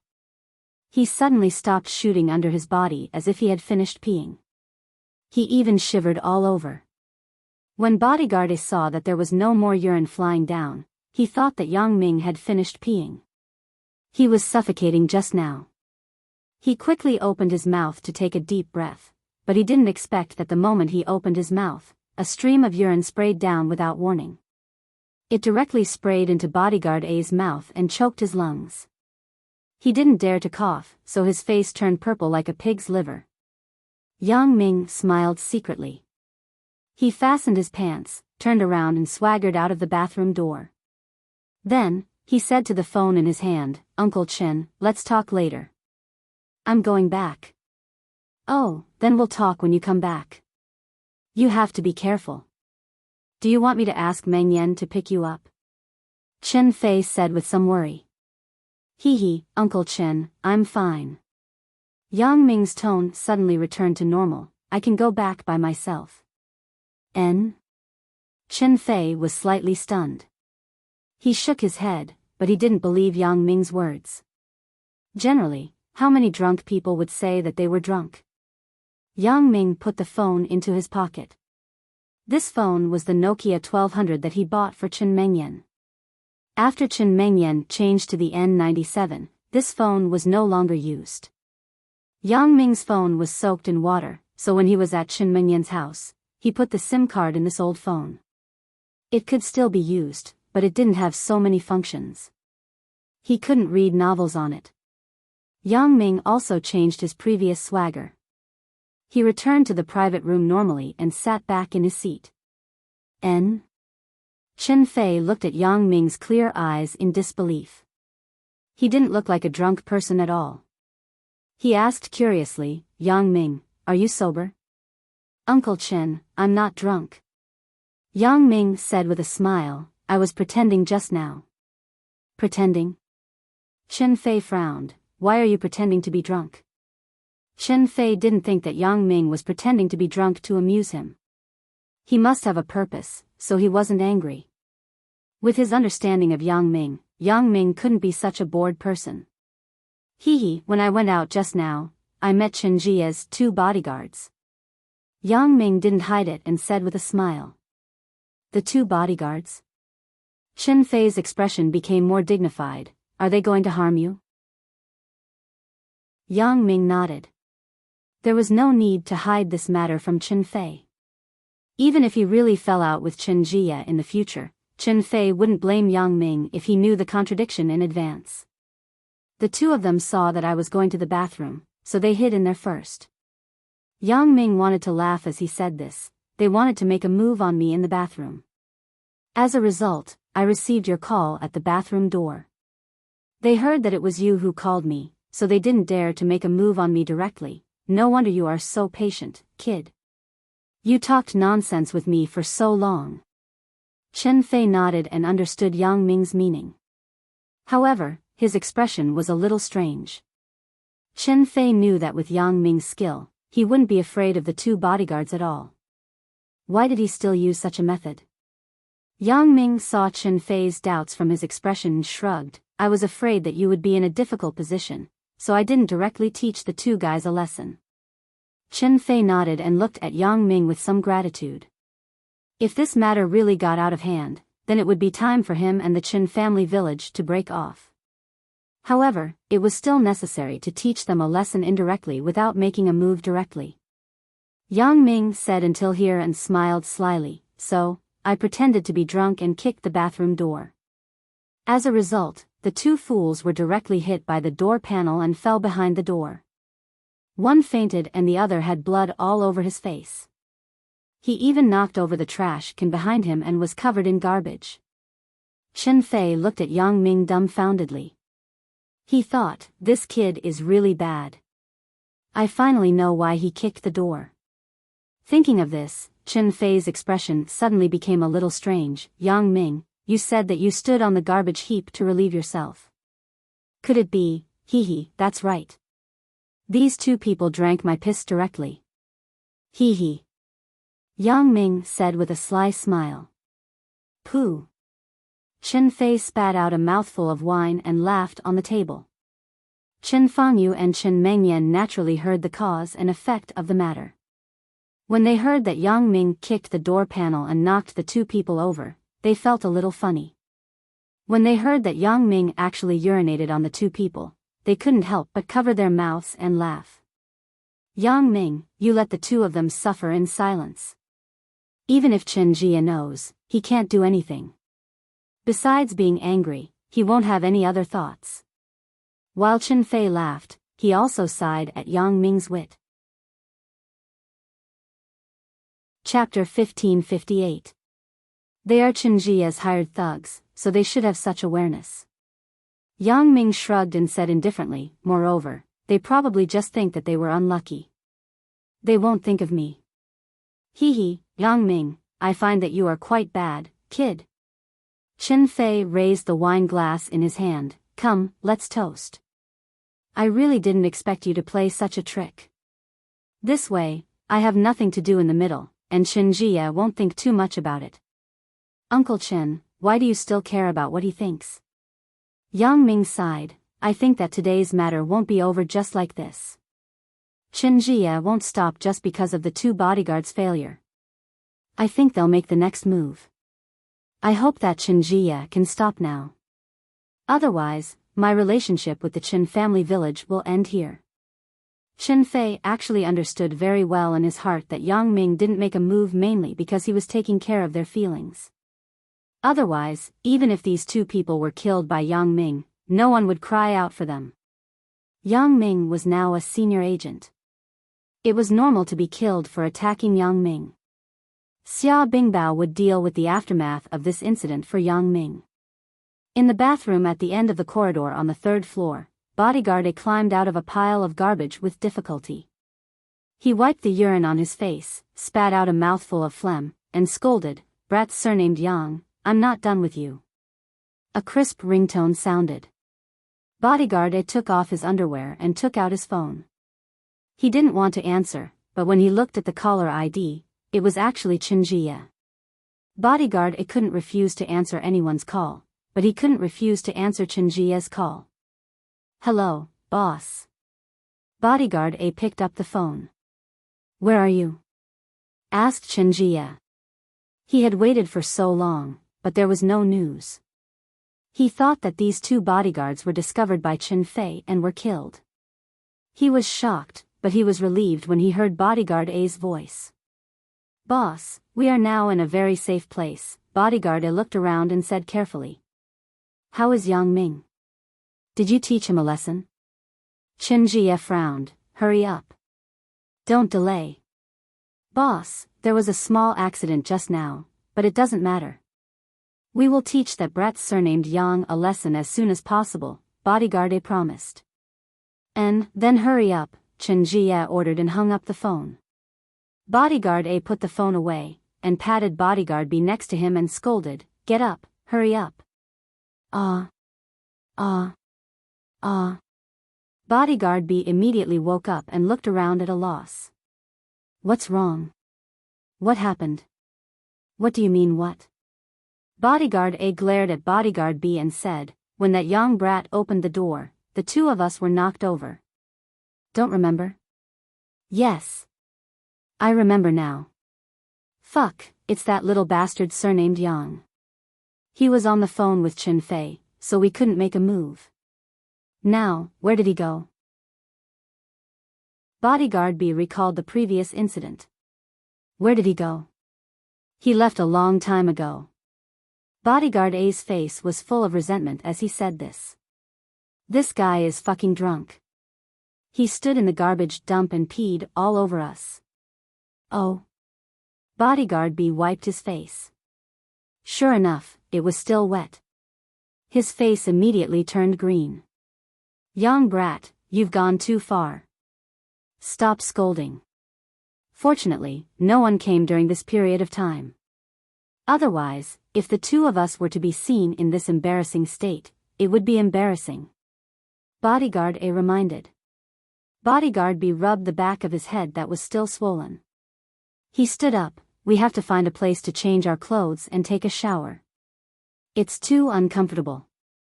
I reckon that Yang Ming will drink for a while, so there's no hurry. You go get a room. I'll get 2 sets of clothes from the car," Bodyguard A said to Bodyguard B. Bodyguard B nodded. The two stood up and walked out of the bathroom. Their bodies were wet. Although the garbage was not too smelly, it was very uncomfortable on their bodies. Bodyguard B braced himself and went to the front desk. He said under the surprised gaze of the front desk lady, "Give me a restroom. I drank too much and slipped in the bathroom." "Oh. Okay, sir. Please wait a moment." The front desk lady was not surprised when she heard Bodyguard B's explanation. After all, there were all kinds of people who drank too much. It was not uncommon to slip in the bathroom. Bodyguard A quickly left the hotel and ran to the side of the road. When he arrived, there was no space left in the parking lot. The car was parked on the side of the road. Fortunately, it was not a very good car. It was a Passat sent by Chen Jifu to the airport. Chen Jie's car was a rented Rolls-Royce, but the car originally belonged to the hotel. After arriving at the hotel, it went straight back to the internal parking lot. Fortunately, there was a change of clothes in the luggage. Otherwise, where would she go to buy clothes in the middle of the night? Bodyguard A took out another set of clothes for himself and Bodyguard B. Then, he locked the car and quickly ran in the direction of the hotel lobby. At this time, Bodyguard B had already gotten a room and was waiting at the elevator entrance. The clothes have been brought. Is the room ready? Bodyguard A asked. It's ready. 9108, let's go up. Bodyguard B shook the door card in his hand and said. Bodyguard A nodded. After the two of them waited for the elevator to come down, they went into the elevator together. Of course, this scene was not missed by Yang Ming. Although Yang Ming returned to the room, his special ability was locked on the two bodyguards. Their every move was monitored by Yang Ming. This included their cursing of Yang Ming and their taking of the clothes from the car on the street downstairs. He also watched the two of them take the room card and go into the elevator. If the two of them gave up, Yang Ming would naturally not do anything to them and cause them trouble. After all, Yang Ming also had a perfunctory attitude because of Chen Fei's face. However, judging from the conversation between the two of them and Chen Jie's phone call, the two of them had no intention of giving up. Since they were so stubborn, Yang Ming would no longer be merciful. After sending a text message to Bao Sanli, Yang Ming put down the phone and toasted with Chen Fei again. However, it didn't take long for a white Jinbei van to stop next to the street of the Songjiang International Hotel, just behind the facade of the two bodyguards. Wu Ming, take some people to destroy the brake system of the facade in front. Bao Sanli parked the car and ordered a few people in the car. Okay, brother Bao. Wu Ming responded and got out of the car with 3 helpers with tools. He turned around and went under the Passat in the dark. The text message that Yang Ming sent to Bao Sanli was to ask Bao Sanli to bring people to destroy the brake system of the two bodyguards' car. This idea came from Wu Ming. When Wu Ming assassinated Bao Sanli and Ho Jinhan, he destroyed their brake system, but fortunately, it was discovered by Yang Ming early, so it was prevented from causing a disaster. However, Wu Ming was now a member of the Black Butterfly assassin group. He was left behind by Yang Ming in Songjiang to assist Bao Sanli and Ho Jinhan in doing some secret things. Destroying the brake system was Wu Ming's forte, so this time when Bao Sanli received Yang Ming's text message, he directly brought him over. Wu Ming was familiar with this kind of thing, and he had helpers, so the battle quickly ended. He got out from under the car and returned to Bao Sanli's Jinbei van. Brother Bao, it's done. And, let's go. Bao Sanli nodded and returned a short message to Yang Ming. Then, he quickly drove away. Most people did not notice this scene, but some security guards on the roadside who were responsible for watching the cars noticed it. However, when they saw Bao Sanli in the driver's seat of the Jinbei van, they quickly turned around and pretended not to know anything. Chapter 1559. After Bodyguard A and Bodyguard B came to the room, they quickly took a hot shower to wash away the smell of garbage and urine on their bodies. After changing into a new set of clothes, they both breathed a sigh of relief. That felt great. This is so much more refreshing. Bodyguard B sighed. Let's not talk about those useless things. Hurry up and pack up. Let's go investigate. That kid surnamed Yang might have already slipped away. It will be troublesome if we look for him again. Bodyguard A reminded. You're right. Let's go now. Bodyguard B nodded. The two quickly packed up the old clothes that they had changed out of before, then left the room. They entered the elevator and pressed the button for the 3rd floor. The elevator stopped at the 3rd floor. The two walked out of the elevator and Bodyguard A said, You wait for me here. I'll go investigate and see if that kid surnamed Yang is still around. Be careful. Don't get caught. Bodyguard B exhorted. Don't worry. I know better than you. Otherwise, I wouldn't have fainted when you fainted just now. Bodyguard A said indifferently. Bodyguard B frowned and didn't say anything. He just waited at the entrance of the elevator. Yang Ming's special ability had been locked on the two bodyguards. How could he not know that the two of them were near the entrance of the private room? Since the two of them wanted to investigate if he was still in the private room, how could Yang Ming not let them do as they wished? Chen Mengyan asked the waiter to send in a pot of hot tea. I'm a little thirsty. Yang Ming glanced at Chen Mengyan and said to her. Okay. Chen Mengyan naturally didn't know Yang Ming's intention. She came to the door of the private room, opened it, and shouted to the waiter who was standing not far away, Waiter, I want a pot of hot tea. Okay, it'll be here soon. The waiter heard and quickly responded. Chen Mengyan immediately closed the door and returned to her seat. She said to Yang Ming, it'll be here soon. Yang Ming deliberately did it for the two people to see. He wanted to see what their next plan was. I saw it. That little girl surnamed Shen is still there. She even asked for tea. It seems that little brat surnamed Yang is also here. Bodyguard A didn't stay for long. After confirming that there were still people in the room, he quickly walked back to the elevator. What do we do now? I'm afraid we won't be able to find a chance for Yang Ming to be alone for a while. Don't tell me we have to wait for him to go to the bathroom again? Bodyguard B still had some lingering fear when he mentioned the bathroom. Forget it. Let's not talk about whether he can go to the bathroom alone. Even if he can, I won't go to that damn place.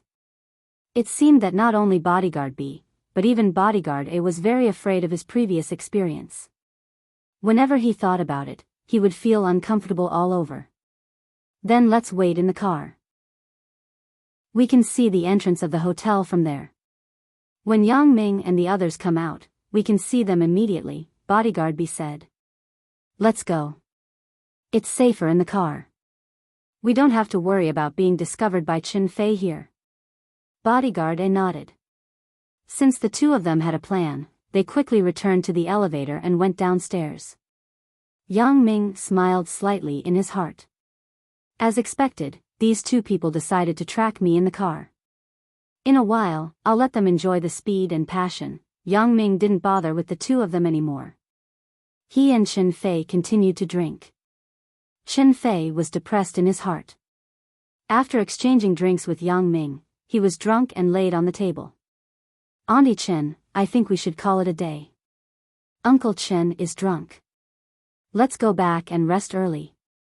Yang Ming looked at Qin Fei, who was lying on the table. I think so too. Chen Fangyu smiled bitterly. Old Chen's temper is embarrassing. Yang Ming smiled and shook his head. Yang Ming didn't drink much, and he had been controlling himself, so he was still very sober. Yang Ming and Chen Mengyan supported Qin Fei on the left and right. Chen Fangyu carried the bag, and the four of them went out of the private room together. Yang Ming signed the bill at the front desk of the lobby on the first floor. He asked Manager Lu to call the security captain, Little Wang.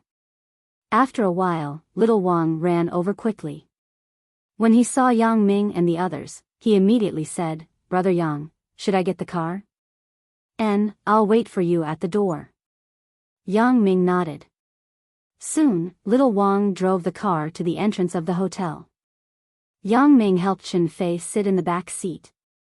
Chen Fangyu and Chen Mengyan sat on the left and right of Qin Fei. Yang Ming sat in the front row. Let's go to this place first.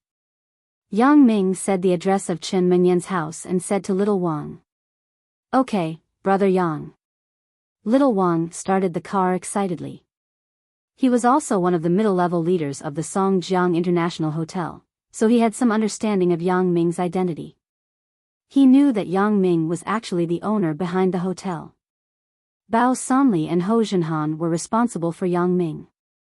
As for him, he could personally drive for Yang Ming, which made Little Wang feel very proud. He was afraid that after Bao Sanli knew about this matter, it was possible for him to go one step further. Wasn't the position of the hotel's security department director implicated because of the defection of the two vice presidents last time? Now that the position is still empty, I may be able to fill it. At that time, I will be the hotel's top leader.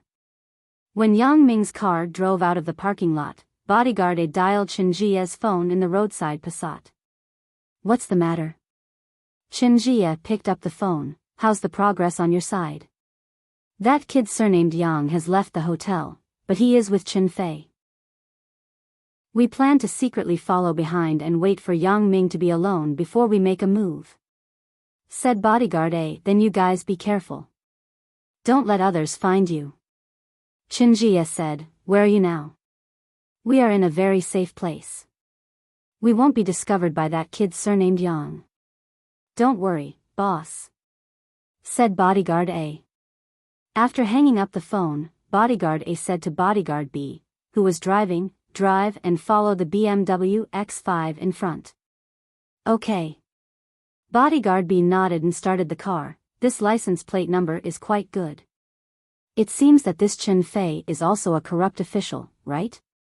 This license plate number is probably not cheap. Both of them thought wrongly that this car belonged to Chen Fei, but they didn't know that this car was actually Yang Ming's own. That's not necessarily the case. I just saw the hotel security captain driving for them. I'm afraid that this car is the same as the previous Rolls-Royce that the boss made. It was rented from the hotel, bodyguard A analyzed.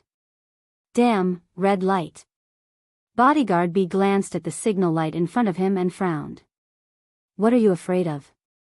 Just rush over. It's not our car anyway. The boss brother will be in charge of issuing the fine, bodyguard A said indifferently. Bodyguard B felt the same when he heard this. It's more important to chase after Yang Ming now. What if I lose Yang Ming? It will be troublesome if I find him again.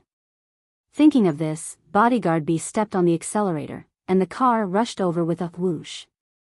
After passing the checkpoint, bodyguard B naturally stepped on the brakes to slow down, but he was shocked to find that he seemed to have stepped on cotton. Bodyguard B's face changed instantly. However, he still didn't give up and stepped on the brakes twice. The result was the same. The brakes failed. The brakes failed. Bodyguard B's face turned pale instantly, and bean-sized sweat drops fell. Although they were a group of desperados before they were hired by Chen Jie, and they weren't from a regular security company, they were still afraid of death. Failed? What happened? Bodyguard A was shocked after hearing this. When he saw that bodyguard B was stepping on the brakes continuously, and the car's speed didn't decrease at all, he was also scared. Who the fuck knows? Bodyguard B yelled, fuck, what should I do? Although bodyguard B was extremely scared, his hands were holding the steering wheel tightly. If he couldn't control the direction at this time, he would definitely die. Pull the hand brake. Bodyguard A was also very anxious, but he didn't know how to drive. He didn't know that pulling the hand brake was useless in a moving car. He pulled it subconsciously, and the car only felt a slight delay. Then, it continued to rush forward crazily. Fortunately, bodyguard B had some common sense. He immediately turned off the car's engine, but the car was moving too fast. Under the inertia, it continued to rush forward. Chapter 1560. However, although this bodyguard B had some common sense, he was not a professional car driver. Once the car was turned off, the steering wheel was gone. With his skills, he could not control the steering wheel at all, so, in the absence of direction and brakes, the car they were in rushed to the side of the road. However, bodyguard B was quick-witted. He turned the steering wheel for a long time and crashed the car into the garbage station on the side of the road with a boom. Due to the buffer of the garbage station, the car did not directly hit the wall, so the two bodyguards managed to escape with their lives. Although they managed to escape with their lives, the clothes they had just changed into were once again covered in garbage when they climbed out of the car. Moreover, this garbage station was different from the garbage in the hotel's bathroom. The garbage here had been piled up for a few days. There were all kinds of things, and the stench was overwhelming. Fuck, do you know how to drive? How did you end up in the garbage again? Bodyguard A was furious when he saw his fragrant clothes become like this in the blink of an eye. If I didn't know how to drive, the two of us would be dead now. Bodyguard B rolled his eyes and said with some dissatisfaction. For a long time, the two of them had been following Bodyguard A. It couldn't be helped. Who asked Bodyguard A to follow Chen Jie first? He was more trusted than Bodyguard B. Bodyguard B had no other choice but to swallow his anger. But this time, Bodyguard B couldn't bear it anymore. If it weren't for the buffer of the garbage, do you think we could survive if we hit the wall directly?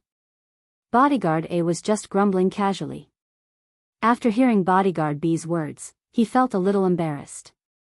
He laughed dryly and said, "We have to drag the car away as soon as possible. Although this is a backstreet alley, it's better to be safe than sorry. If the police are attracted here, it'll be really difficult to escape. Once our true identities are exposed, Chen Fei will definitely be suspicious." That's true. It is so late at night. If we drive out alone without Chen Jie, we will definitely be suspected.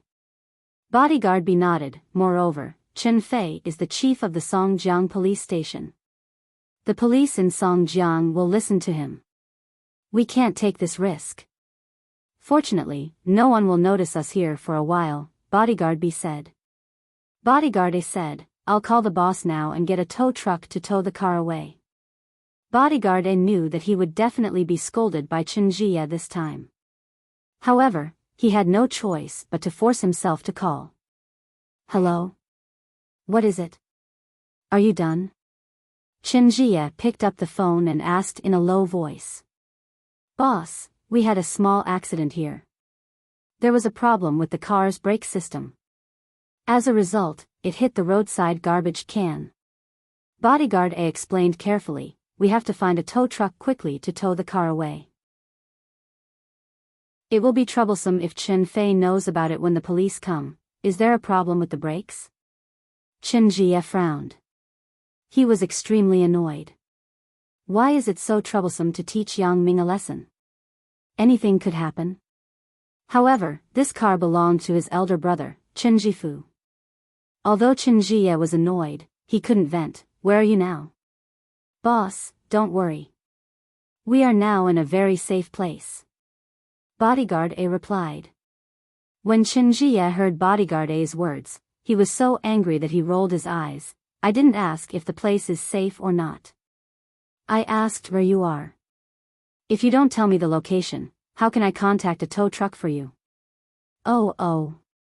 Bodyguard A said quickly, "Not far from the intersection of Heiyang Road and Jiangzhong West Road." "Okay, you stay there and don't move. I'll contact a tow truck." Chen Jie was going crazy. He originally thought that it was a waste of talent to let his two bodyguards teach Yang Ming a lesson.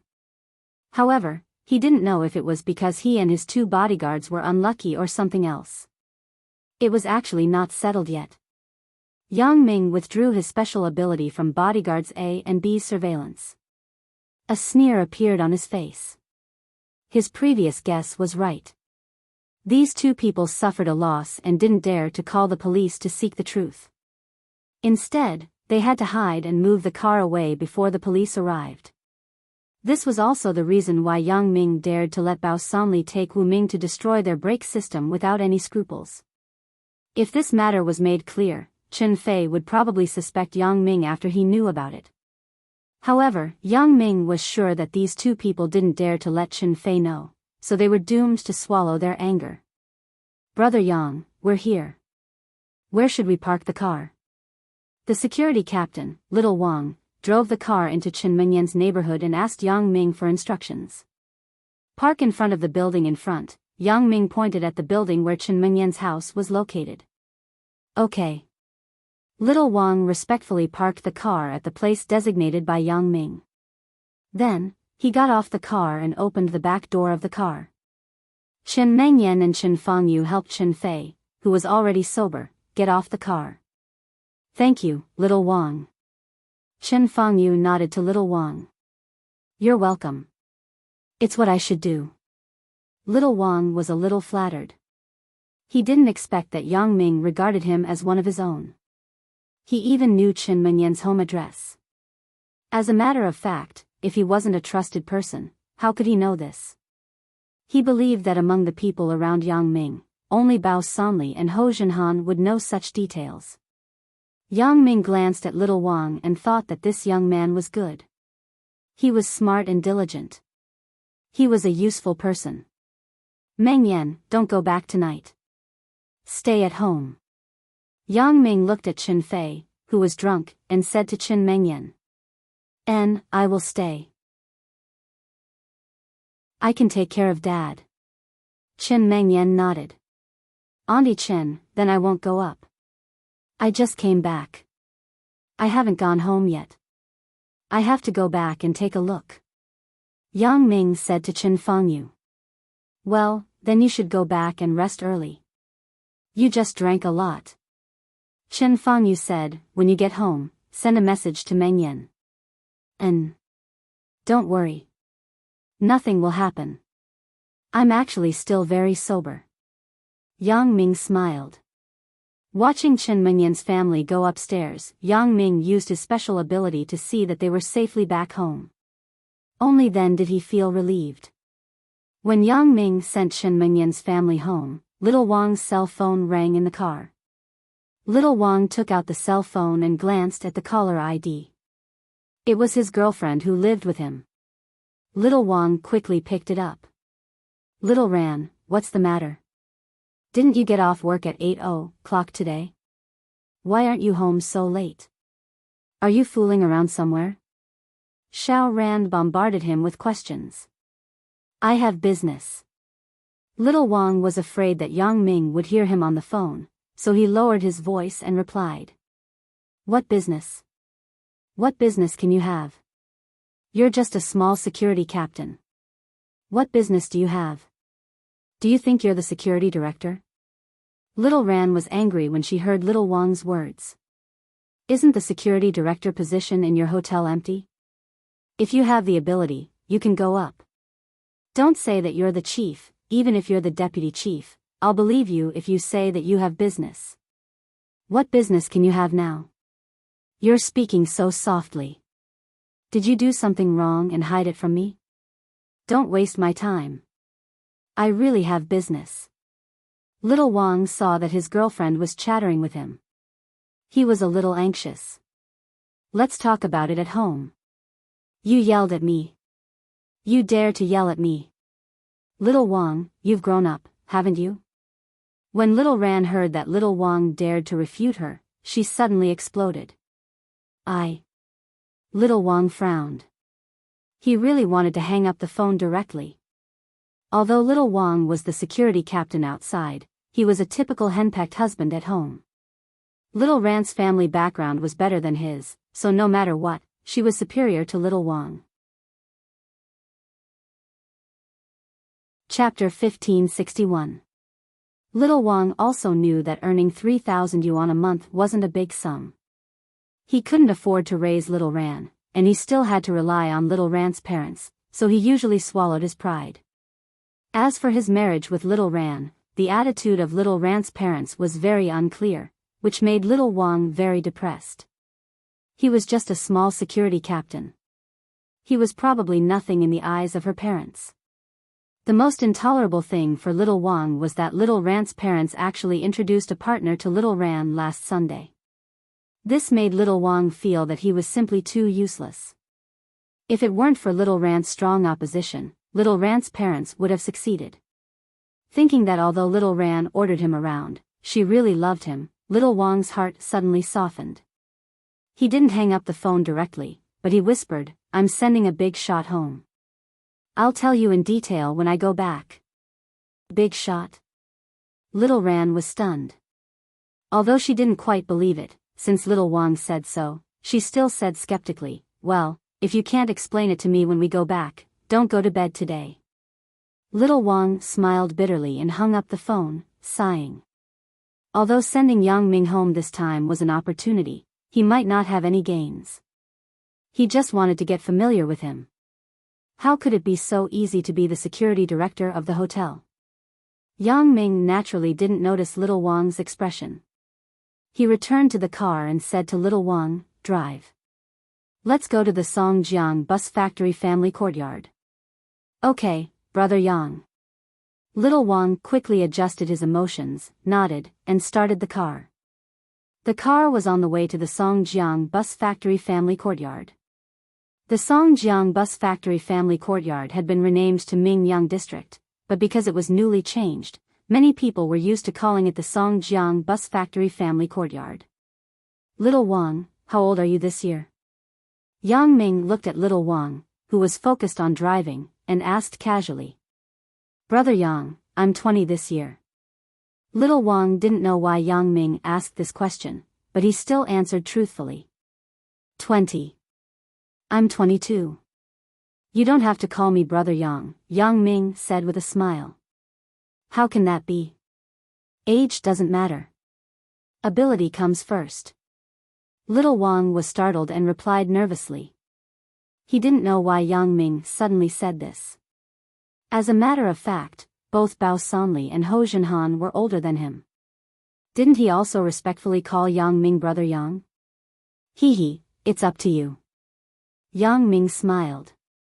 Do you have any plans to change your job? Change jobs? Lil Wang's heart suddenly tightened. He was a little bewildered. He didn't know if Yang Ming's words were good news or bad news. He asked nervously, Brother Yang, it's my fault. Are you going to fire me? Of course not. Yang Ming smiled. I'm lacking a driver. I think you're quite good. Do you plan to drive for me? This. Little Wang suppressed the excitement in his heart. Even his hand that was holding the steering wheel was a little unstable. Brother Yang, can I do it? Even in his dreams, Little Wang never thought that his chance would actually come just like that. Moreover, it was much better than what he had expected. Originally, Little Wang thought that it was not easy for him to be the deputy director of the hotel security department, but he actually became Yang Ming's driver. Although a driver might not be as prestigious as a security team captain, it also depended on who the driver was. Little Wang knew the identity and status of Yang Ming. If he were to be a driver for Yang Ming, he was afraid that he would belong to the core circle of Yang Ming. In the future, Bao Sanli and Ho Jinhan would look up to him when they saw him. I think you're good. Now it's up to you. Yang Ming smiled. Of course, I'm willing. Little Wang said excitedly, Brother Yang, when do I take office? I don't use the car every day. I just use it occasionally. I will ask Bao Sanli to give you the position of deputy manager in the logistics department. Don't be idle. Be in charge of the company's security situation. Mingyang Entertainment doesn't have its own security department. The Mingyang Security Company is responsible for the security work. After you go there, do this. After the establishment of the security department, you will be the head of the security department. Yang Ming smiled and said, then, you will go to Mingyang Entertainment to report tomorrow. I will let Bao Sanli give you the position of deputy manager in the logistics department. With just a few words, Yang Ming had arranged Little Wang's future path. Ah. Little Wang was a little shocked. He didn't expect that Yang Ming actually arranged a position for him in the company. He had already made up his mind. Even if he was only a driver, he had the intention to continue working. However, Yang Ming's arrangement was undoubtedly like a pie falling from the sky. It made Little Wang somewhat at a loss. He felt like he was dreaming. Originally, he only expected to be the deputy director of the security department in the hotel. However, Yang Ming arranged for him to be the first director of the security department in the hotel's parent company. This made Little Wang really unable to accept the reality in front of him. Then, when I have something, I will call you. You just have to drive over. Yang Ming said, however, it won't be too frequent. If there is no big deal, I will drive myself. Yang Ming arranged this because he really lacked a reliable driver. Bao Sanli and Ho Jinhan were now very busy every day. There were a lot of things in the company waiting to be dealt with. Yang Ming couldn't always ask them to be his drivers. Although the two of them didn't say anything and were willing to drive for him, Yang Ming couldn't do this. When he saw Little Wang just now, Yang Ming had this idea. This Little Wang seemed to be quite good, so Yang Ming planned to use a period of time to look at him. If he was really a reliable and credible person, Yang Ming would gradually entrust him with important tasks. If not, he would ask him to return to Ming Yang Entertainment to be the director of the security department. Then, he wouldn't have followed him in vain. Anyway, the director of the security department of the Ming Yang Security Company was not an important position. It was insignificant to Yang Ming. Brother Yang, you can rest assured. I will do a good job and live up to your cultivation. Little Wang said excitedly. Yang Ming nodded. As for how little Wang was doing, Yang Ming would observe by himself. Yang Ming had now discovered that there were too few people in his hands that he could really use. In Songjiang, except for Ho Jinhan and Bao Sanli, there was no one else he could use. If he counted Wu Ming, there were only 3, but Wu Ming still had to go back to Africa. Right, I still don't know your name? Yang Ming suddenly remembered that he only knew that he was called Little Wang. My name is Wang Lin. Little Wang replied. Oh. Wang Lin. Do you know Air Zhen? Asked Yang Ming. Air Zhen? Who is Air Zhen? Wang Lin was stunned. Nothing. Yang Ming smiled and shook his head. This name Wang Lin reminded him of the name of the protagonist in a web novel. Yang Ming called Bao Sanli and arranged Wang Lin's identity. Then, he got off at the Songjiang bus factory's residence. Wang Lin didn't drive back, but returned the car key to Yang Ming. After he reported to the company tomorrow, Bao Sanli would give him a special new car. Seeing that Yang Ming had completely disappeared from the corridor, Wang Lin excitedly pinched his face to make sure that he wasn't dreaming, but was awake. Then, he happily ran in the direction of his home. He wanted to share this good news with his girlfriend, Little Ran. Yang Ming naturally didn't think that his random action would change the fate of a person and a family. If it weren't for Yang Ming's action, Wang Lin would probably still be the former Captain Little Wang and would continue to stay in the hotel. And between him and his girlfriend, Little Ran, there would probably be some problems in the end. After all, Little Ran's parents were oppressing him. However, all of this would change tonight. If Yang Ming knew all of this, he would probably sigh with emotion. When a person had enough ability, he could unknowingly affect the people around him and change their lives and fates. Perhaps, this was the so-called, the greater the ability, the greater the responsibility. Today's influence was developing in a good direction. Would tomorrow's influence be in a bad direction? Yang Ming walked to the familiar door. He hadn't been home for a long time. He took out the key and opened the security door. He heard his mother's voice coming from the house. Who is it? Is it Big Ming? Mom, it's me. The long-lost warmth warmed Yang Ming's heart. Chapter 1562.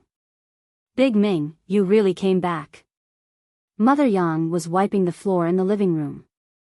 When she turned around, she saw Yang Ming open the door and come in. Mom, why are you still doing housework so late at night? Didn't I say to hire a nanny? Yang Ming saw that his mother was wiping the floor personally, and he couldn't help but frown. I used to work as a temporary worker in the community downstairs. I worked all day, but now I am the manager of a property company. There is no work to do in the company, but I can't stay idle. If I don't work for a day, I will feel uncomfortable. Mother Yang said with a smile, when I am old, I will move my body and treat it as exercise. When Yang Ming heard his mother say this, he had to nod helplessly. How could she change the habit that she had developed for most of her life? Where is my dad? Asked Yang Ming. He is lying in the bedroom watching TV. He probably didn't hear you open the door. Mother Yang glanced at the closed bedroom door and said to Yang Ming, are you going to see him? Yang Ming changed into slippers and walked into the living room. He came to the door of his parents' bedroom. Yang Ming knocked on the door, then pushed the door and walked in. What's wrong with him? Why did he knock on the door when he entered? Yang Dehai thought that his wife came in. His eyes were staring at the TV screen. He didn't look back and muttered in confusion. Dad, it's me. I am back. Yang Ming turned on the bedroom light and walked to the bed. Oh. Didn't you, kid, go out to eat with Mingyan's family tonight? Why are you back so soon? Yang Dahai saw that it was Yang Ming. He was a little surprised and sat up. Don't mention it. Yang Ming smiled bitterly and said, we parted on bad terms. Parted on bad terms? What happened? Did you quarrel with Chen Mengyan? Yang Dahai frowned and asked. Of course not. Yang Ming shook his head. Uncle Chen's Chen village, an entrepreneur, came back from the south today. He felt that he had a few $100 million in his hands and returned to his hometown. After he came back, he invited everyone in the Chen village to eat. Uncle Chen's family naturally went. A few $100 million? You sure talk big now. Yang Dahai glanced at Yang Ming, but he didn't say much. Indeed, for the current Yang family, a few $100 million was naturally nothing. After that, the entrepreneur's son began to court Chen Mengyan. The most helpless thing was that the old patriarch of the Chen family village, a person called 7th Grandfather Chen, actually announced that Mengyan and the entrepreneur's son were engaged. Yang Ming was both angry and amused when he said this. Did he think that he was the emperor? In the end, we naturally parted on bad terms. Yang Ming didn't talk about the two bodyguards, and he didn't describe the conflict at that time as fierce. Instead, he downplayed it like a joke. He was also afraid that his father would be worried about him after knowing the truth. Although Yang Ming now had enough ability to protect himself, his father might not know, so Yang Ming didn't want him to worry too much. I see. Yang Dahai shook his head helplessly after listening. It's normal for a gentleman to pursue a fair lady. And the old patriarch. Old people are a bit stubborn. Don't lower yourself to their level. Hee, I naturally know this. Yang Ming smiled. Well, let's not talk about these unpleasant things. Let's talk about you and your mother. How are your health recently? How else can it be? We eat and drink every day, and there is a special private doctor who gives your mother and me regular checkups. What problems can there be? Yang Dahai smiled bitterly. Speaking of it, except for the moment of accomplishment every day, I am not as free as before. The greater the ability, the greater the responsibility. What you have to consider now is the future of the company. The welfare of thousands of company employees will naturally sacrifice a lot of your time. As Yang Ming said this, he sighed in his heart. It seemed that he was comforting Yang Ming, but in fact, wasn't Yang Ming talking to himself?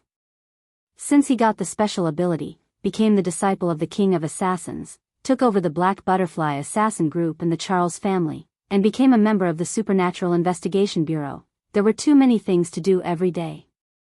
Although there were public and private matters, he was definitely not as free and easy as before. The ordinary campus life was far away from Yang Ming. Yang Ming really hoped that one day, he would end all the busyness and disputes now and enjoy his university life in peace. However, it seemed unlikely in the near future. You're right. Yang Dahai nodded. This is also the reason why I have insisted on not moving to a big house. In fact, your uncle has long suggested that I build a new family area in the abandoned factory behind the community and build a few villas, but I think it is not as warm as here. Although the area here is not big, it has the warmest memories of our family of 3. Now that you have grown up, I am also busier than before. You seem to be busier than me. Only your mother's work is still leisurely. Our family has fewer and fewer days to reunite. Except for the new year, you have never come back. Yang Ming was also very helpless about this, but who asked him to have so many things just after the new year? After a night of silence, Yang Ming stayed at home for the night. The next morning, he rushed to Chen Mengyan's house to pick up Chen Mengyan. Then he returned to the villa in the Huashang district and saw Zhou Jiejia and Lin Jiyun. The two had already known the news that Chen Mengyan had returned safely yesterday, so they were relieved and no longer anxious. At this time, when they saw Chen Mengyan, they just showed their longing and concern. They were not too shocked. Yang Ming hadn't gone to school for a long time. Naturally, he had to go to school today. However, when the four people walked out of the villa and were about to get in the car, there was an accident. Miss Zhao. Sister Ing? Chen Mengyan's voice made Yang Ming's heart suddenly tighten. Although there was nothing substantial between Zhao Ing and me, there was a tacit understanding of the ambiguity and Cold War between us. At this time, I actually met Zhao Ing. Moreover, it was in the situation where I was with Chen Mengyan, Zhou Jiejia, and Lin Jiyun. Mengyan, are you going to school together? Zhao Ying's voice was quite calm. There was no fluctuation. She just smiled at Chen Mengyan in a friendly manner. Sister Ing. Yang Ming had to turn around helplessly. When he called Zhao Ing, Sister Ing, his eyes fell on Wang Xiaoyan, who was next to Zhao Ing. It seemed that Zhao Ing must have spent the night at Wang Xiaoyan's house. Today, the two of them were planning to go to school together. They didn't expect to meet their neighbor. Wang Xiaoyan smiled and winked at Yang Ming. Then, she looked at Chen Mengyan and waved to her symbolically as a greeting. Previously, on Valentine's Day, Wang Xiaoyan and Chen Mengyan had met before. They even did their hair together. At that time, Chen Mengyan's junior high school classmate was pursuing Wang Xiaoyan. Chen Mengyan also nodded to her politely. Because the two of them weren't familiar with each other, they didn't have a deep friendship. She was just a little surprised. Why would Wang Xiaoyan be with Zhao Ing and appear not far from her house? Because Wang Xiaoyan and Zhao Ing came out first, Chen Mengyan didn't realize that Wang Xiaoyan was her neighbor. Sister Ing, are you going to school too? Yang Ming asked indifferently. Yan and I have classes early in the morning. Zhao Ing nodded. There was a complicated look in her eyes, but it disappeared in a flash. It wasn't easy to detect. Looking at the girls around Yang Ming, there was a ripple in Zhao Ying's heart. She had already decided to have nothing to do with Yang Ming, but when she saw Yang Ming, some unrealistic thoughts appeared. That's just right. Let's go together. Chen Mengyan didn't have any guard against Zhao Ing now. Instead, she felt very embarrassed because of the previous incident. Okay. Zhao Ing wanted to refuse, but when the words came to her mouth, it became okay. When Yang Ming heard this okay, his heart suddenly jumped. He thought, what's so good about it? If it's only Zhao Ing, then it's fine. But there's also Wang Xiaoyan, the assassin. If I anger this chick, then it will be a big problem. Yang Ming really wanted to slap himself. Why is my mouth so cheap? Of all things to ask, why did I have to ask if Zhao Ing is going to school? This is a tragedy. Chapter 1563. Yang Ming, what's wrong with you? Chen Mengyan found that Yang Ming's expression was a bit weird, so she asked with some surprise. No, nothing. Yang Ming laughed twice. It's just that the car can't seat so many people, right? Can it? Chen Mengyan looked at the large X5 in the back and pointed to the back seat. 4 people can sit here. We aren't fat, so it won't be crowded at all. If it really can't, I can drive alone with Sister Zhao Ing. Alone? Yang Ming was suddenly shocked and quickly said, Can we sit down? Oh, then sit down. Get in the car. Listening to Yang Ming's incoherent words, Chen Mengyan frowned, but she didn't find any other clues. She opened the back door and let Wang Xiaoyan and Zhao Ing sit in first. She and Lin Jiyun sat next to them. Then she said to Zhou Jiejia, Jiejia, you sit in front? Zhou Jiejia now noticed that Chen Mengyan and Lin Jiyun always let her spend more time with Yang Ming. She didn't know the reason, but after Zhou Jiejia thought about it, she thought of a more embarrassing reason. That was, Yang Ming hadn't really pushed her down, so Chen Mengyan and Lin Jiyun were like this. So every time Chen Mengyan hinted at her, Zhou Jiejia would blush a little. Because Zhao Ying was there, Zhou Jiejia couldn't say anything. She nodded and sat in the front passenger seat. Yang Ming only hoped to get to school quickly so that Zhao Ying, Wang Xiaoyan, and Chen Mengyan could part ways without leaking anything. Wang Xiaoyan naturally knew why Yang Ming was anxious at the moment. She smiled secretly. He usually looked like he had everything under control, but it turned out that there were also times when he was anxious. Sister Ying, last time you said that during the New Year's temple fair, the one who bullied you was him, right? Wang Xiaoyan's heart moved, and she deliberately said something bad. Ah. Zhao Ying was stunned. She didn't expect Wang Xiaoyan to suddenly mention that matter. Zhao Ying and Wang Xiaoyan talked about it. At this time, was Wang Xiaoyan hinting something? Yang Ming was also shocked and suddenly had cold sweat. He was so angry. This Wang Xiaoyan really needs to be taught a lesson. I really should find a chance to beat her. She only knows how to find trouble for me. Isn't this the source of the war? However, before Zhao Ying could reply, Chen Mengyan laughed first. That's right, Wang Xiaoyan. After we went to the temple fair, he accompanied Sister Ying. But because of some accident, he fell on Sister Ying. I just happened to see it. Because of this, I wronged Sister Ying. Sister Ying, are you still angry now? I'm not angry. It's all in the past. Zhao Ying shook her head in fear. Originally, she was a little afraid of Yang Ming's thoughts in her heart. When she thought of the time when Chen Mengyan was angry with her, Zhao Ying had some palpitations. Don't look at Chen Mengyan's usual kindness. When she was really angry, she was really scary. Zhao Ying also knew why Chen Mengyan accepted Lin Jiyun and Zhou Jiejia, but not her. That was because she was Yang Ming and her teacher. Chen Mengyan trusted and respected her. If she suddenly became a sister, Chen Mengyan couldn't accept it. The teacher that she had always trusted, the big sister, had become a woman who was trying to steal her man. No matter who it was, they would not be able to accept it. Chen Mengyan could not be blamed. This was a psychological and ideological constraint. This was also the reason why Zhao Ying was worried about her identity and rejected Yang Ming on that summer's moonlit night. Although Zhao Ying and Yang Ming were now university classmates, her own ideology was still there. This was the reason why Zhao Ying didn't dare to take the first step. Right, Sister Ying, why were you at my door?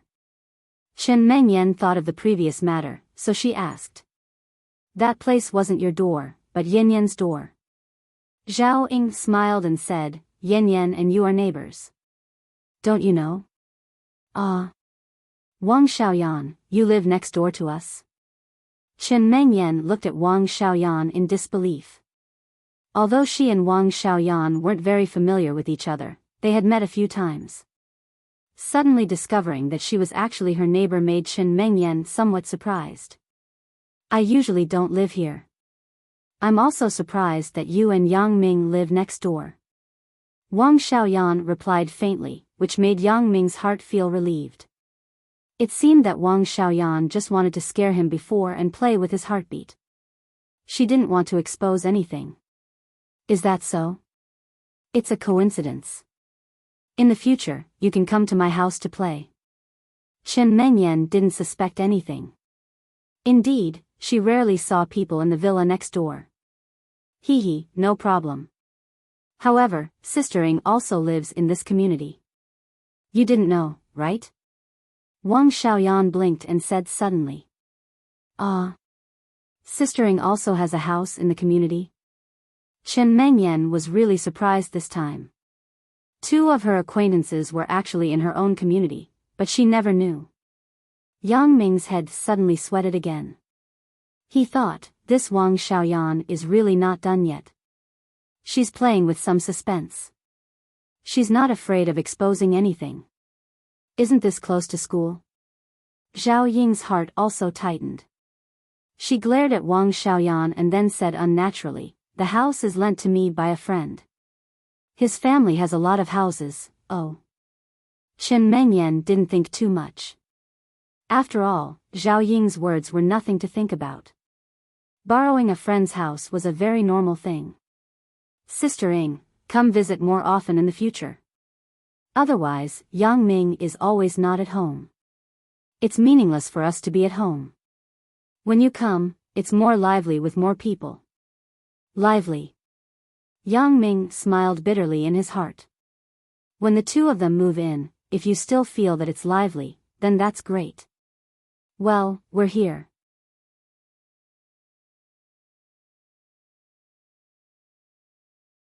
Chapter 1564.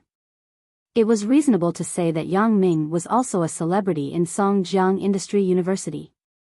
Li Buliang had no reason not to know Yang Ming.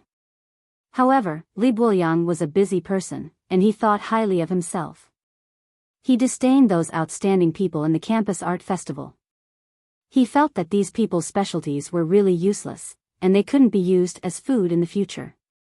Only his own real talent was the way to make a living in the future. Moreover, he never thought that the person who could drive a BMW to school would be a student of the university. In addition, Yang Ming's car usually didn't appear in the computer science department, so Li Buliang didn't recognize Yang Ming in the car. As for the previous encounter when Li Buliang lobbied Yang Ming and Zhou Jiejia to join the Computer Science Association, Li Buliang had already forgotten. He wouldn't remember the appearance of a boy. What's more, Li Buliang's attention was on Zhou Jiejia before.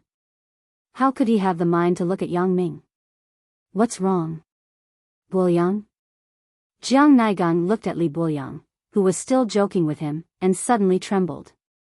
He asked with some concern, "Are you not feeling well?" Zhou Jiejia. I saw Zhou Jiejia. Li Buliang's eyes were blood red, and he said in a hurry. Zhou Jiejia? Jiang Naigang was stunned, and then he was somewhat inexplicable. Then you don't have to be so excited. She got off from a man's BMW. It's this car. Li Buliang pointed to the BMW that Yang Ming parked in front of the computer science building not far away. Are you serious? Are you sure you're not mistaken? Jiang Naigang looked at the lake blue BMW X5 not far away with suspicion. This car's license plate is quite good. It shouldn't be an ordinary person. Are you sure that such a person can come to our school so ostentatiously to keep a female student? This. Li Buliang hesitated when Jiang Naigang said that. Indeed, the license plate of this car was too eye-catching. Who would keep a female student without being low-key? Was he afraid that his peers and family would recognize him? Only those who were not married could be so unbridled. But how many unmarried men would come out to keep female students as their mistresses? Li Buliang had some doubts, but then he nodded firmly. I saw it right. Zhou Jiejia and the man were flirting with each other. It is definitely impossible to say that there is no relationship between the two people. This matter is really a bit difficult to handle. If Zhou Jiejia is really a mistress, you really can't do anything. Jiang Naigang frowned. I know this. My dad has also been a mistress. They have all signed an agreement. Once the woman breaks the agreement, she won't get a single cent unless you give Zhou Jiejia more benefits. She may leave that person. Otherwise, it will be difficult. Zhou Jiejia is not that kind of girl. How could she be a mistress? There must be something wrong here. Li Buliang clenched his fist in disbelief and smashed it heavily on Yang Ming's BMW. However, his fist was not a steel plate. Naturally, it would not do anything to the car, but it made his hand bones hurt. You are right about this sentence. Being a mistress, there is more or less a reason. Either something happened at home, or she is vain. Look at that seaweed in her humble abode. Isn't it because she wants to buy a house for her sister? Jiang Naigang explained to Li Buliang like an expert. What should I do? Li Buliang listened to Jiang Naigang's words and rekindled his hope. I think you should talk to Zhou Jiejia openly and honestly first to see if she really has any difficulties. If you know the real reason of the matter, then it will be easy to handle. Jiang Naigang said, however, if Zhou Jiejia's family is really short of money, then it depends on the amount. You know, although my dad is the chairman of the company, the pocket money in my hands is not too little, but it is not too much. I can still give you 100,000 or 80,000. If it is too much, I am afraid I will have to discuss it with my dad. I don't know what the result will be. In fact, Jiang Naigang said this, but he had already decided in his heart. Even if it was a few 100,000, it would not be a problem. When the time came, he would write the IOU. After Li Buoyang graduated, wouldn't he obediently work in his father's company? In order to repay the debt, he could only use labor compensation. Jiang Naigang's father asked Jiang Naigang to befriend Li Buoyang. The purpose was to let Li Buoyang go to his company. His company now lacked a computer genius. However, these words couldn't be said by Jiang Naigang now. He could only wait until the situation had really reached this point before he could say it. Otherwise, it would seem that he had ulterior motives. Thank you, Naigang. Li Buoyang saw that Jiang Naigang helped him so much and nodded gratefully. It's nothing. Who asked us to be buddies? Jiang Naigang smiled and said, however, maybe it doesn't need money, or maybe Zhou Jiejia's weakness fell into the hands of that man. This is true. When Li Buoyang heard Jiang Naigang's words, he suddenly felt that it made sense. In this way, it is easy to handle. As you said, since the man can support Zhou Jiejia, he must be a successful person in his career. He must have a family. As long as we take a photo of this man and Zhou Jiejia together, we can blackmail him in turn. I believe that if he is afraid of being exposed, he will definitely comply. I hope so. Jiang Naigang thought, this possibility is too small. Do you think Zhou Jiejia is a fool? However, he maintained his composure and said, now, what we can do is to have some fun. How do we have fun? What do you mean? Li Buoyang was stunned and asked. No matter what the reason is, you are now very angry with that man, right? Jiang Naigang asked with a smile. Of course. Do you still need to ask? Li Buoyang nodded heavily. Then let's first deflate his tires. As Jiang Naigang said this, he bent down and prepared to deflate the tires. You do it like me. It seemed that Jiang Naigang was familiar with doing this kind of bad thing. He had done it many times before. After the two quickly deflated all 4 tires of the car, they quickly disappeared on the spot and continued to plan to talk to Zhou Jiejia. Just as Yang Ming returned to Songjiang, another major event happened in Jiangyan City. Lu Xiaolei, the deputy captain of the escort team of the Jiangyan Rime Company, and Lu Zhenan, the vice president of the Jiangyan Group, quarreled. Lu Xiaolei should be grateful to Lu Zhenan. It was Lu Zhenan's arrangement that allowed his seriously ill father to be admitted to a high-end hospital and receive expensive treatment that he couldn't afford. However, Lu Xiaolei and Lu Zhenan turned against each other. This made all the employees of the Jiangyan Group puzzled. Listening to Lu Xiaolei's hoarse roar in the conference room, they were all at a loss. You say, why is Lu Xiaolei so angry? At the door of the conference room, a gossipy employee who passed by asked. Who knows?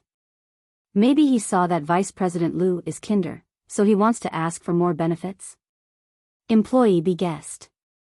I'm afraid things don't seem to be so simple. Employee A said, shall we watch the show here? That's not very good. It's working hours. Employee B hesitated. What are you afraid of? Look over there. The XX manager of the XX department is also here. We are just going with the flow, said employee A. Well then. Then let's watch for a while. If something is wrong, we will leave immediately. Employee B nodded.